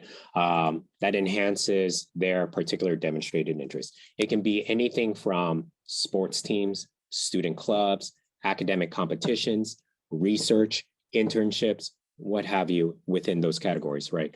And so, yes, and there's obviously a order of things, right? Things that get recognized when you eventually apply to a US college university, right? And you get onto what's called a common app or common application, you'll have to describe like certain awards or honors, right? And it'll start with international to national to regional to school-based, right? The more when we seek extracurricular opportunities, right, we should coach, advise our students to seek recognition in their excellence, right, to a broader set, right? International being the highest, national, regional, and then school-based. Now, that doesn't mean that if you're a grade 9, grade 10, or maybe even grade 11 student, if you haven't started in there, trying to jump from nothing or zero to international might be difficult, right? So this is why we advise students seek early, right? Or start early and seek help, right, to guide you. Start at grade 9, do those, smaller competitions, smaller clubs, right, and then grow your responsibilities to get to that international setting. Một câu hỏi nữa là về hoạt động ngoại khóa, đấy là các giải thưởng nghiên cứu khoa học quốc tế có được coi là hoạt động ngoại khóa không? Cái này thì chắc chắn là có. Hoạt động ngoại khóa là toàn bộ tất cả những cái gì mà học sinh làm bên ngoài cái việc học trên trường, từ kể cả sở thích thú vui tới những cái việc mà bạn dành thời gian đi tình nguyện, đi học, đi nghiên cứu bên ngoài trường học. Thì khi mà nói tới các giải thưởng thì đương nhiên là sẽ có gọi là cái level mà được công nhận nhiều hơn, thì đương nhiên cao nhất bao giờ cũng là quốc tế, rồi đến khu vực, rồi đến quốc gia và đến là cấp thành phố hay là cấp trong trường. Tuy nhiên là ở trong những cái level đó thì cũng tùy vào việc cái giải thưởng đó hay là cái công trình đó, cái nghiên cứu đó có được công nhận, có được nhiều người hiểu, nhiều người biết đến hay không, thì đương nhiên là cũng không nhất thiết là một bạn học sinh nào có phải nhất quyết là có giải thưởng quốc tế thì mới gọi là thành công. Cái này là thực sự nó tùy thuộc vào cái cách mà mình diễn đạt cái giải thưởng đó như thế nào, mình đạt được cái gì trong cái thành công đó. Ví dụ như là bạn đi theo một cái team được giải quốc tế, nhưng mà khi mà người ta hỏi đến là bạn làm gì trong team đấy và bạn không nói được, thì thực ra là cái đó nó cũng không có ý nghĩa gì trong cái hồ sơ của bạn cả. Nên hoàn toàn là cái việc dựa vào cái công sức mình bỏ ra là bao nhiêu, mình hiểu và mình có ảnh hưởng tới cái thành tích đó như thế nào. Okay, so that pretty much concludes our questions. If you have any more, again, feel free to reach out to our fan page, our Facebook, our website, right? And we're happy, our admissions experts, again, here in Vietnam, led by Ms. Tu, will be happy to either coordinate a meeting or just, further answer your pinpointed questions. But again, if I could just wrap up everything, start early, seek help, whether help meaning a past student, a past teacher, a mentor, a coach, a consultant, right? Seek help, right? Because they might not give you every answer, but at least they'll help you ask the right questions to steer you closer, right?